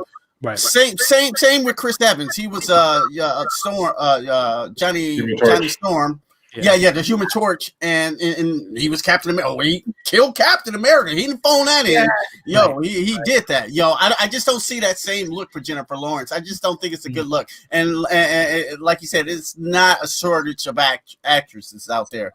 Give somebody else a chance. Give Emily Blunt. I would like to see her more in the role than Jennifer Lawrence. Yeah, I just don't like that casting. To be honest. Michael, man, we talked about it before we went live, but to let everyone know on the stream that's watching us, your thoughts on Jennifer Lawrence potentially being okay. So I love Silver Linings Playbook. That was like one of my favorite performances of hers. I love that movie. I love the Hunger Games. I love her in the Hunger Games. With that said, if she touches Fantastic Four with a 10-foot pole, unless she's playing like Dr. Number 8 and nobody else, I will riot. Yes, I'm rioting. Unless John Krasinski and Emily Blunt are the only ones playing Reed Richards and Sue Storm or Susan Richards, that's all. Those are the only 2 I will accept. Like, so Jennifer Lawrence playing Susan Richards, like I'm not here for it at all. Like it upsets me to my core. Dang. Well, there you have it. We have 4 no's, and I'll just say this, just to play devil's advocate. Again, going back to, as someone just mentioned, in the hands of another director. I don't know if that director, John Watts, I don't necessarily think he's like a world-class director, but he does his thing with Spider-Man. I'm excited to see what he does with Spider-Man 3, and obviously he was announced to be the director of Fantastic Four. Kevin Feige, John Watts, Jennifer Lawrence is no longer with, all the stuff that came with X-Men, whether it be Bryan Singer, Brett Ratner, all that convoluted stuff in the X-Men universe. But now she's working with people that know what they're doing. If they're able to pull out the Jennifer Lawrence that we know, she's a great actress. She can play any role in the MCU and do it with an Academy Award behind her. But again, as you all have said, there are other actresses that can play the role. There's other opportunities that can be given. I would love to see Emily Blunt and John Krasinski. But again, if there's another opportunity for an up-and-coming actor or actress to kind of grow into these roles, because again, if you're going to introduce Fantastic Four, this isn't Emily Blunt and John Krasinski are mega stars. There's only like a couple mega stars that MCU has casted. Everyone else, like Chris Hemsworth, Chris Evans, Robert Downey Jr., they were on the decline or they were been gone for years. And then Marvel kind of brought their stock up.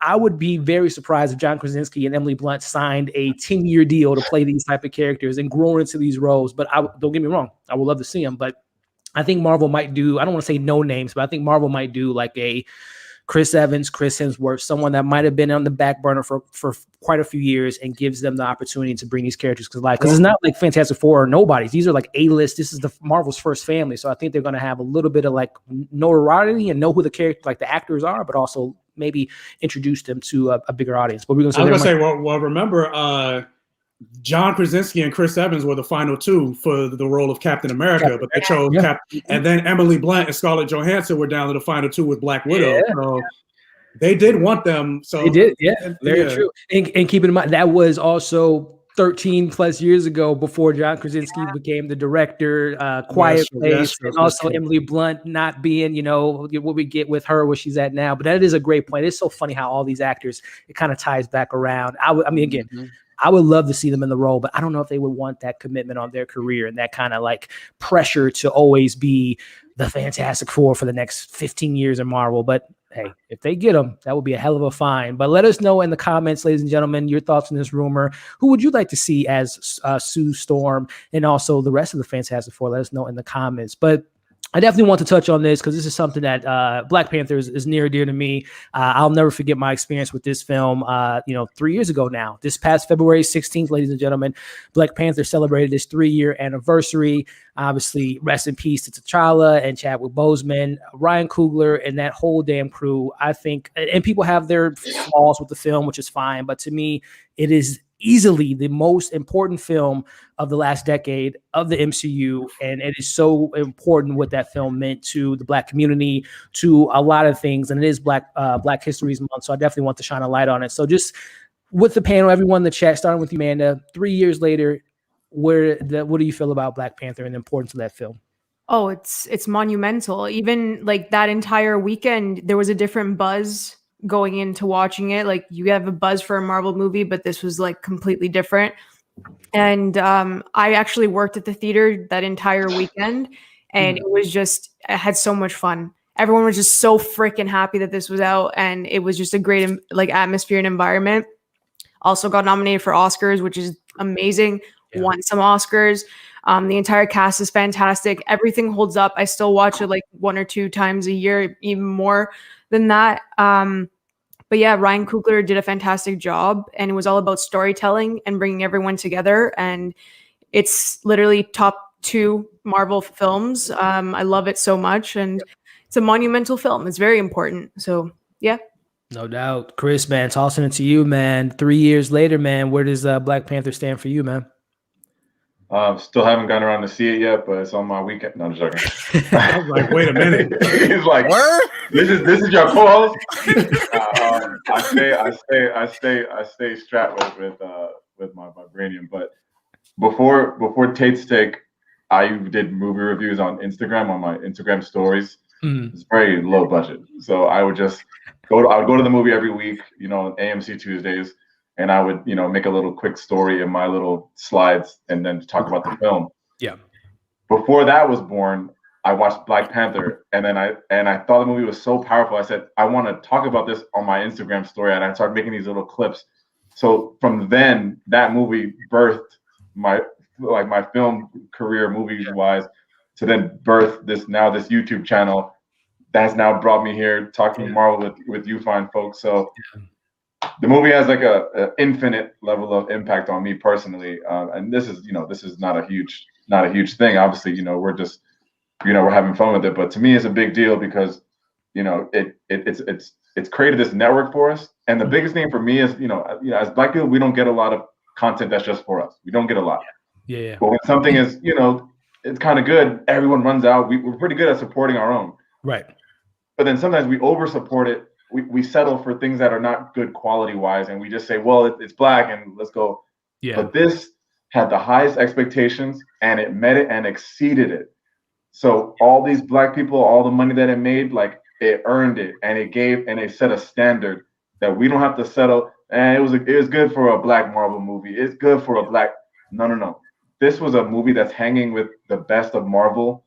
That's the best of movies, period. That if you've never seen a Marvel movie, you can go and enjoy it a lot. I love Infinity War. I love Endgame. You can't just go in there and just watch that movie without Black Panther. Yep. So I can't say enough about that movie. Very, very powerful. Very tragic. Ending, but very confident in the team that they have to continue the story and the importance that they see in continuing the story. Because you could just say, you could shut it down and say no, we'll respect it. But there's something to be said of having good that much faith in a studio and minds behind movies to say we trust where you'll take this. respectfully. So Well that's said, where I'm man. at with it. Yeah, well, couldn't agree with you more, man. Q, man, 3 years later, T'Challa, Shuri, T'Chaka, Killmonger, Ryan Coogler, and all those fantastic people brought something pretty special to us, man. What does this film mean to you 3 years later? To be honest with you, going to the movies all of my life, ever since I can remember seeing the first Superman at the drive-in. Mhm. When this came out, I had never seen a movement like that, period. Black, white, whatever.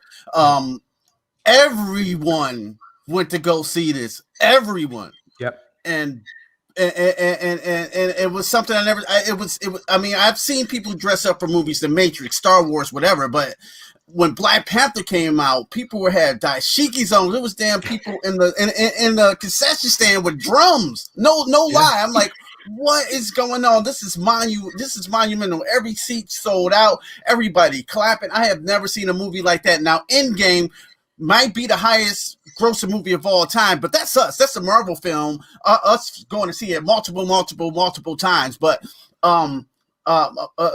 this is personal to me because February, a month before that, my mom had passed away, and my family was down. We was really down, and Black Panther was coming out, and this was the way for us all to get together. And I remember my dad; he was really sad because he has been with his wife for like 20 years, and when we all got together as a family, and I booked out all our seats. I paid for like 8-10 tickets or whatever, and we had the best time sitting there watching Black Panther. On that screen, it was just so magical. It's my favorite Marvel film. For sentimental reasons, and then just because I think Ryan Coogler is going to be one of the future GOATs, period. That guy is tremendously talented, and anything he put out, I can't wait to see. Of course, Chadwick Boseman, man. Oh my goodness, he was the hope for a lot, for for Black people as well. That movie, say what you want, like Blade might have started this whole comic book thing that we're in now, but this was something that was, like you said, like you said, it was for us, but it was for everybody. People, grandmothers didn't know anything about comic books. They went to support this all Black cast, these beautiful costumes, this beautiful direction, this music.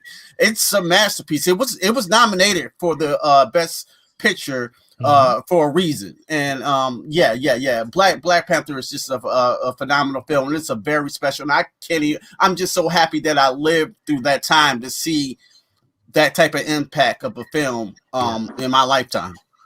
Hey man, I appreciate you sharing that story, man. And it's well said, Q. And wrapping into you, Michael. Yeah, man. I got my hair like Killmonger. Yeah, look, hey auntie.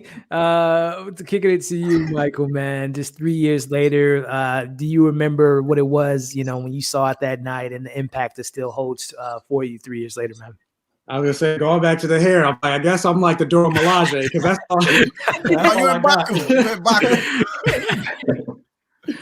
But yeah, like Black Panther, like I freaking love that movie. Like you guys can see, I have my figures behind me. Like I have a whole shelf dedicated to Wakanda. It's nothing but Wakanda figures down there. Oh, dope. So, like I freaking love the movie, and then not only just the fact that correct me if I'm wrong, but I believe it was the first Marvel movie that wasn't an Avengers film that made over $1 billion.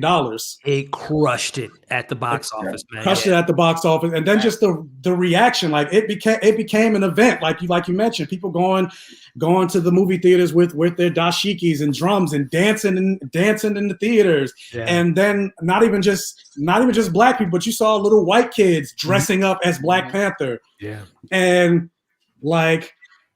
Especially particularly that year, like in terms of history breaking, it was the first movie and the first time you actually got a Black director directing a movie with over $100 million budget. Right.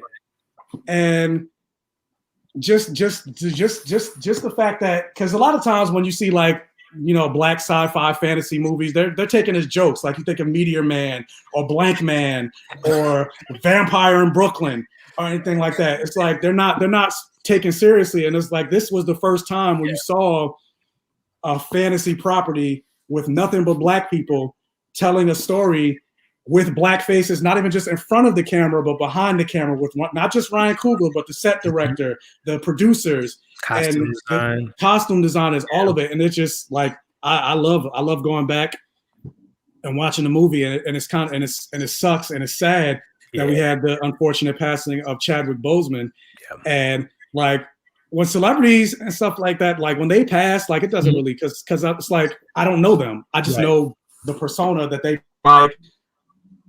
The death of Chadwick Boseman for me will kind of be like 9/11, where I always will know where I was when I heard about it.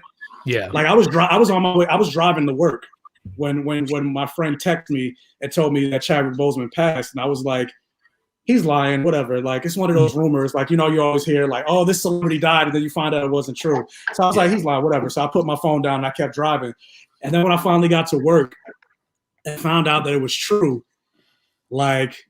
I started spiraling because then I started going back and watching those old videos of like when he was on Jimmy Fallon or Jimmy Kimmel, and people were like talking to, I don't know if you guys saw that video, people were talking to the poster, what Black Panther meant, and then he came out. Like I broke that, like I had to go into the back like because I was crying the whole night at work, and I didn't think it would hit me that hard. I really did. I was like, I started laughing at myself. I'm like, why are you don't know this man? Like, why are you crying? But I just didn't realize how much like the movie and the show and just what it meant, because I'm big on representation. That's a lot of what I talk. That's why I call myself Black Gay Comic Geek, because I want to put out there, because you also don't know who's watching you. Like you don't know how many messages I've got from people saying like, just thank you for being open and proud of who you are. Like that gives me confidence and things like that. So like just that alone, like it affected me. So Wakanda forever, man. Hey, Michael, Q, Amanda, and Chris, I appreciate you guys sharing that. Again, to me, it's something I'll never forget. It's a movie that will always be near and dear to me. Again, Chadwick Boseman, that loss hit me too. More though, Kobe and Chadwick, man, those were two that just like it felt like I lost a family member from, not to sound too dramatic, but they were two people that icons, and Chadwick Boseman as a fantastic actor, his legacy will always be remembered. And so glad that he was able to portray T'Challa, the king of the MCU. And 3 years later, still one of my favorites. It is very extremely hard to revisit that film with Chadwick Boseman passing, but every time I watch it, I just think of the legacy he left and the amazing performance that he gave, and the continuation of that character will be something that I look forward to seeing Ryan Coogler and the rest of that team kind of continue that legacy. But 3 years, man, it's one of the best. As you guys said, Wakanda forever. But that was, again, there's not too much to kind of go over. There was the Marvel's Assemble news that came out about behind the scenes, and we got the, all that. So again, we're wrapping up on 3 hours. I don't want to keep my guests too long. I have a real quick question for everybody though. Do you think, like, even though they already said they're not going to recast, do you think they should? Like, are you okay with the decision? Yeah, we've had on a couple different live streams, because the rumor came up that Eric Killmonger is going to be brought back, and we talked about that, and obviously Shuri. But again, man, if you want to go ahead and to answer this question, just kind of your thoughts on the recasting of I don't want them to recast him at all. It was his story, it's his role. No one can ever fill his shoes with that character, so I'm happy that they're just going to leave him be, and like that's his legacy. It belongs to him, that character. So yeah, they have multiple characters that they can focus on in the future. I just don't think that they should touch him at all. Chris, man, your thoughts on T'Challa being recasted? Yeah, for sure. And lucky for us, it's like it's not a character that needs to be recast. The whole we watched the movie, we understand that you inherit these gifts, and you get the power of the Black Panther. So the story can be told through someone else. It's not like this is Iron Man and you just give someone else the suit. It's like this is how the Wakandans, like that's how they did it. So they can. I trust them to make the story well. I like the Shuri angle down the line. Yeah. Don't need to see Michael B. Jordan as Black Panther. I trust what they do with it. Q, man, what's your thoughts? Yeah, I think leave it be. I think leave that man's legacy where it is. To be honest with you, it's bigger than like the Wakanda is bigger than the character and what he brought and how much hope he brought to people. Oh man, it's forever. It's forever. I mean, if you tarnish that by recasting it by anybody saying this college it's just not gonna hit like that. Just just continue the story. But the TV show is so much to explore within this universe that I think you just leave his legacy be, man. And rest in peace, Chadwick Boseman, Black Panther. We love you forever. To bring it to your own question there, Michael, what's your thoughts on the recasting, man? Do you think it's something? I find it interesting. I actually come at it from the other side where I think they should. I think they should recast. And the reason I say that, well, I trust what they're doing, and I definitely feel like whatever Marvel does, whether they were going to recast or not, they are in a position that I wouldn't want anybody to be in. Yeah. And while I don't necessarily think they should recast for the second movie, and do like they did in the have Shuri take on the mantle, maybe Okoye take on, because the way they portray Shuri in the movie isn't necessarily the way they didn't portray her as the warrior that she is in the comic. She's more on the tech side, so maybe Okoye could take on and be the Black Panther. So like for the second movie, no, I don't think you should recast. But at the same time, I do kind of feel like the role, like not Black Panther, but T'Challa, I kind of feel like that's bigger than the actor. And while I do think he killed the role, and he played, he was the king. His role was iconic, and then he brought, not even just in terms of the acting of it, but the behind the scenes aspect that he brought to the show. Because at one point, Marvel wanted the Wakandans to speak in a British accent, and Chadwick Boseman was like, "You're not doing that." Like, it makes absolutely no sense, especially when you get to the history of Wakanda being like the only uncolonized place of. Why would they speak in British accents? So yeah, even with the behind the scenes stuff, but at the same time, I'll look at it from like you think of Spartacus, when Andy Whitfield, who was Spartacus, when he died from I think he had leukemia. What they did is they did a season of Spartacus. They did a prequel without him, but then they cast Liam McIntyre. And it's not about recasting and replacing. It's about carrying on the banner of a race that he's no longer able to finish. And while Andy Whitfield and Liam McIntyre, they both played Spartacus. It was different types of. It was a different type of Spartacus, but they were both equally good. Right. And I just feel like the character is way too important to not continue with him. Yeah, I'm kind of in the same boat with you, Michael.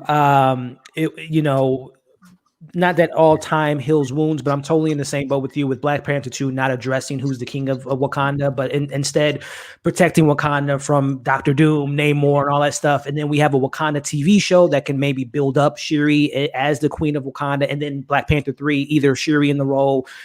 We'll see what happens with Michael B. Jordan, but also, as you just mentioned, having a new T'Challa.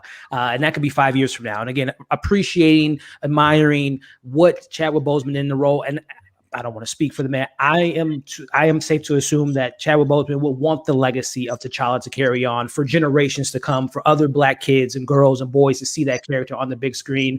It would be like, Christopher Reeve's, having another Superman, Heath Ledger passing away as a Joker, and not having Joaquin Phoenix Joker or Jared Leto's Joker. Those are way different, though. Yeah, very true, because they're very different. They weren't the leads of their movies and things of that nature. But I would like to see eventually, not right away, not Black Panther 2, but eventually I would like to see maybe someone else take on that mantle and give them an opportunity to be what Chadwick Boseman meant to the Black community and carrying on that legacy and even creating their own legacy. And like you just mentioned with Spartacus, bringing something even different to the role that even pays homage to Chadwick Boseman, but also pays, homage to that actors and their sensibilities. So we'll see. And again, like you said, Michael, if it was, and as I say this, DC is my favorite. I love Marvel, but I'm a DC guy. If this was DC handling this, I would be so scared of what they would do with it. They are just so I would hate this to be in their court. DC can't even handle their own universe, let alone. Look, man, the fact that we're almost approaching 9 years, or it is 9 years that we haven't gotten a Man of Steel sequel. It still blows my mind. And that's a whole conversation about. I'm so happy for Supergirl and all that. That's a whole other. That's a whole other stream. Because I'm like, I could go on about, because I'm like, people are real excited about the Snyder Cut. And I'm like, did y'all see BVS? Like, it's the same director. Like, yes, ultimately, I want to see him finish his vision, but I saw his full vision in BVS and it was trash. I saw his full vision.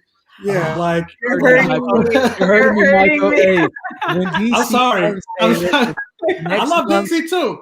DC too, but not the DCEU. Next month, that will be a discussion. I like Man of Steel. Yeah, hey, we're gonna talk about some DC stuff next month. Man of Steel was decent.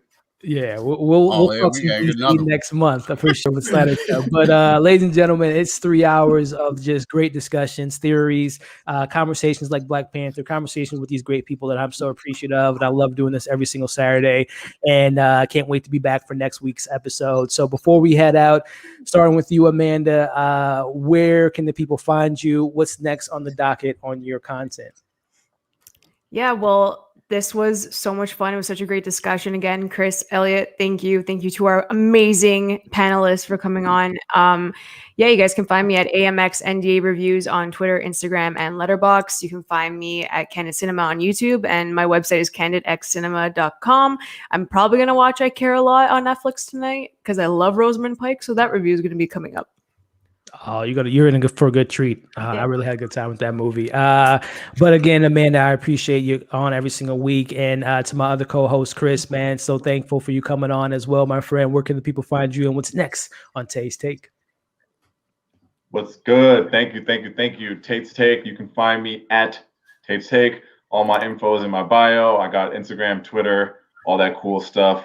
Coming up next on Tate's Take in the next couple of days, I'm going to do my quick review on the Pele documentary of, the world famous Brazilian soccer player. So a real cool Netflix doc that's coming soon on Wednesday, I believe they're dropping that. So look forward to that. A huge thank you again to E for having me on the show every week. It's been dope. Amanda, you are an awesome co-host. And then a super shout out. I've seen some of Q's stuff. Haven't seen some Mike's stuff yet, but I subscribe to everybody today, so looking forward to checking your stuff out, man. Just real good conversation with you both, and then obviously Shalon, if you're watching this for later, I subscribe to you as well. So just really looking forward to continue this networking, man. That's like the name of the game. So E, you're the conduit. You bring everybody together. So I'm very thankful for you to help me, meet these cool people. Oh, man, it's my pleasure, man. My pleasure. And to our amazing special guest this week, starting with you, Q, man. You already know the love that I have for you, brother, man. It's been 3 years since we've been kind of communicating, and it's been an honor to be a friend of yours, Q. So thank you so much for coming on, man. If you want to let the people know where they can find you and what's next on Q Reviews. Oh, E, once again, thank you, man. Thank you so much for having me on this panel. Every time we get together, it's just a wow, always great conversation. Everybody be honest, be yourself. You have built a great community. I've been, of course, a fan of yours since You're still sitting in that chair there. I love it. You know what I'm saying? Since the beginning, but you just kept going and growing, and then, bringing those fire content every week. So every time I'm on the show, it's an honor like I said, from 3 years ago to now. This whole community is great. Everybody in here I subscribe to. You guys all have valid, amazing points, man. It was just a pleasure just listening to you guys, soaking it all in, soaking this information in. So thank you so much again. You can find me over at Q Reviews. Like I said, if you want to have some fun with some reviews and things like that. Right now, I'm so busy studying the script for the Friday the 13th movie. I haven't had a chance to put out a review last week, but I got to talk about Judas and the Black Messiah. I gotta make that happen some kind of way. Spoiler alert, it was fire. but yeah, that's where you can find me. Once again, thank you. I can't wait to come back, talk some DC, talk some more WandaVision, whatever you have me. So thank you so much. It's a pleasure, Q, and definitely check out his content, guys. They got some really good stuff. I'm really excited to see that Friday 13th, man. I know how much Jason means to you, so it's gonna be awesome to see that final result. So last but certainly not least, man, Michael, love it, man. I knew he was gonna bring the fire, bring the facts, bring the comic book knowledge you brought, man, and brought some great conversations to the table, man. So Michael, man, where can the people find you and what's next on your channels, my friend? First and foremost, I wanted to say I really appreciated you bringing me on. I had a lot of fun, and I love all of you guys. I love geeking out with all of you guys. You see, we spoke for like 3 hours. I could go for another hour, and I appreciate you and everything like that. But you guys can find me on YouTube, internet, Twitter, wherever. Just Black Gay Comic Geek. You'll see me. For the most part, like I said, since most of the things that I review is fantasy related, the only thing that's fantasy related right now is WandaVision. So I usually go live every Friday at 7 p.m. with another friend of mine to talk about WandaVision, and also be on the lookout for my TikTok because I'll be releasing a couple more videos about. I talked about Vision, I talked about Scarlet Witch, I talked about the twins. I'm gonna be talking about Quicksilver next, and then eventually with Falcon and Winter Soldier, I'm gonna release a video about Isaiah Bradley, who was the first Black Captain America before Falcon and Winter Soldier, and that whole thing about the comic books. And then also tomorrow, there's a con going on. Not right now, because that's like, what time is it? Like 7:00. So the con is over. But there's a con right now called Virtuous Con. It's a virtual Comic Con. And so tomorrow at 4:00, I'll be part of a panel where we'll be talking about LGBTQ superheroes in comics. And so if you're interested, check that out. And it's free. So you just have to register and then go into the room. It's the Dwayne McDuffie room. So awesome. You follow me there? Is that information like in your on your Instagram so people can check it out and know? Yes, I'm on Instagram. Awesome. So definitely do so, guys. I'm going to check it out myself and see what it's all about tomorrow. But ladies and gentlemen, and also on behalf of Shalon, he had to kind of head out for a second. So Shalon, thank you so much for coming on. All his links are in the bio. Check out the Binge Zone. He has some great content himself. But to my co-hosts, Amanda and Chris, to our special guests, Shalon, Q, and Michael, thank you so much for your time. 3 hours of nerding, geeking out. I'm sweating over here. We had some great conversations, and I hope you all enjoyed this. So if you're watching this live, thank you so much for tuning in. And if you're watching this on the replay, thank you as well. Leave your thoughts in the comments, like, share, all that fun stuff. And we'll see you all next week talking WandaVision episode 8. And whenever when they confirm that Jennifer Lawrence will be cast as Sue Storm, we'll talk about that next week. Everybody take care and have a great weekend.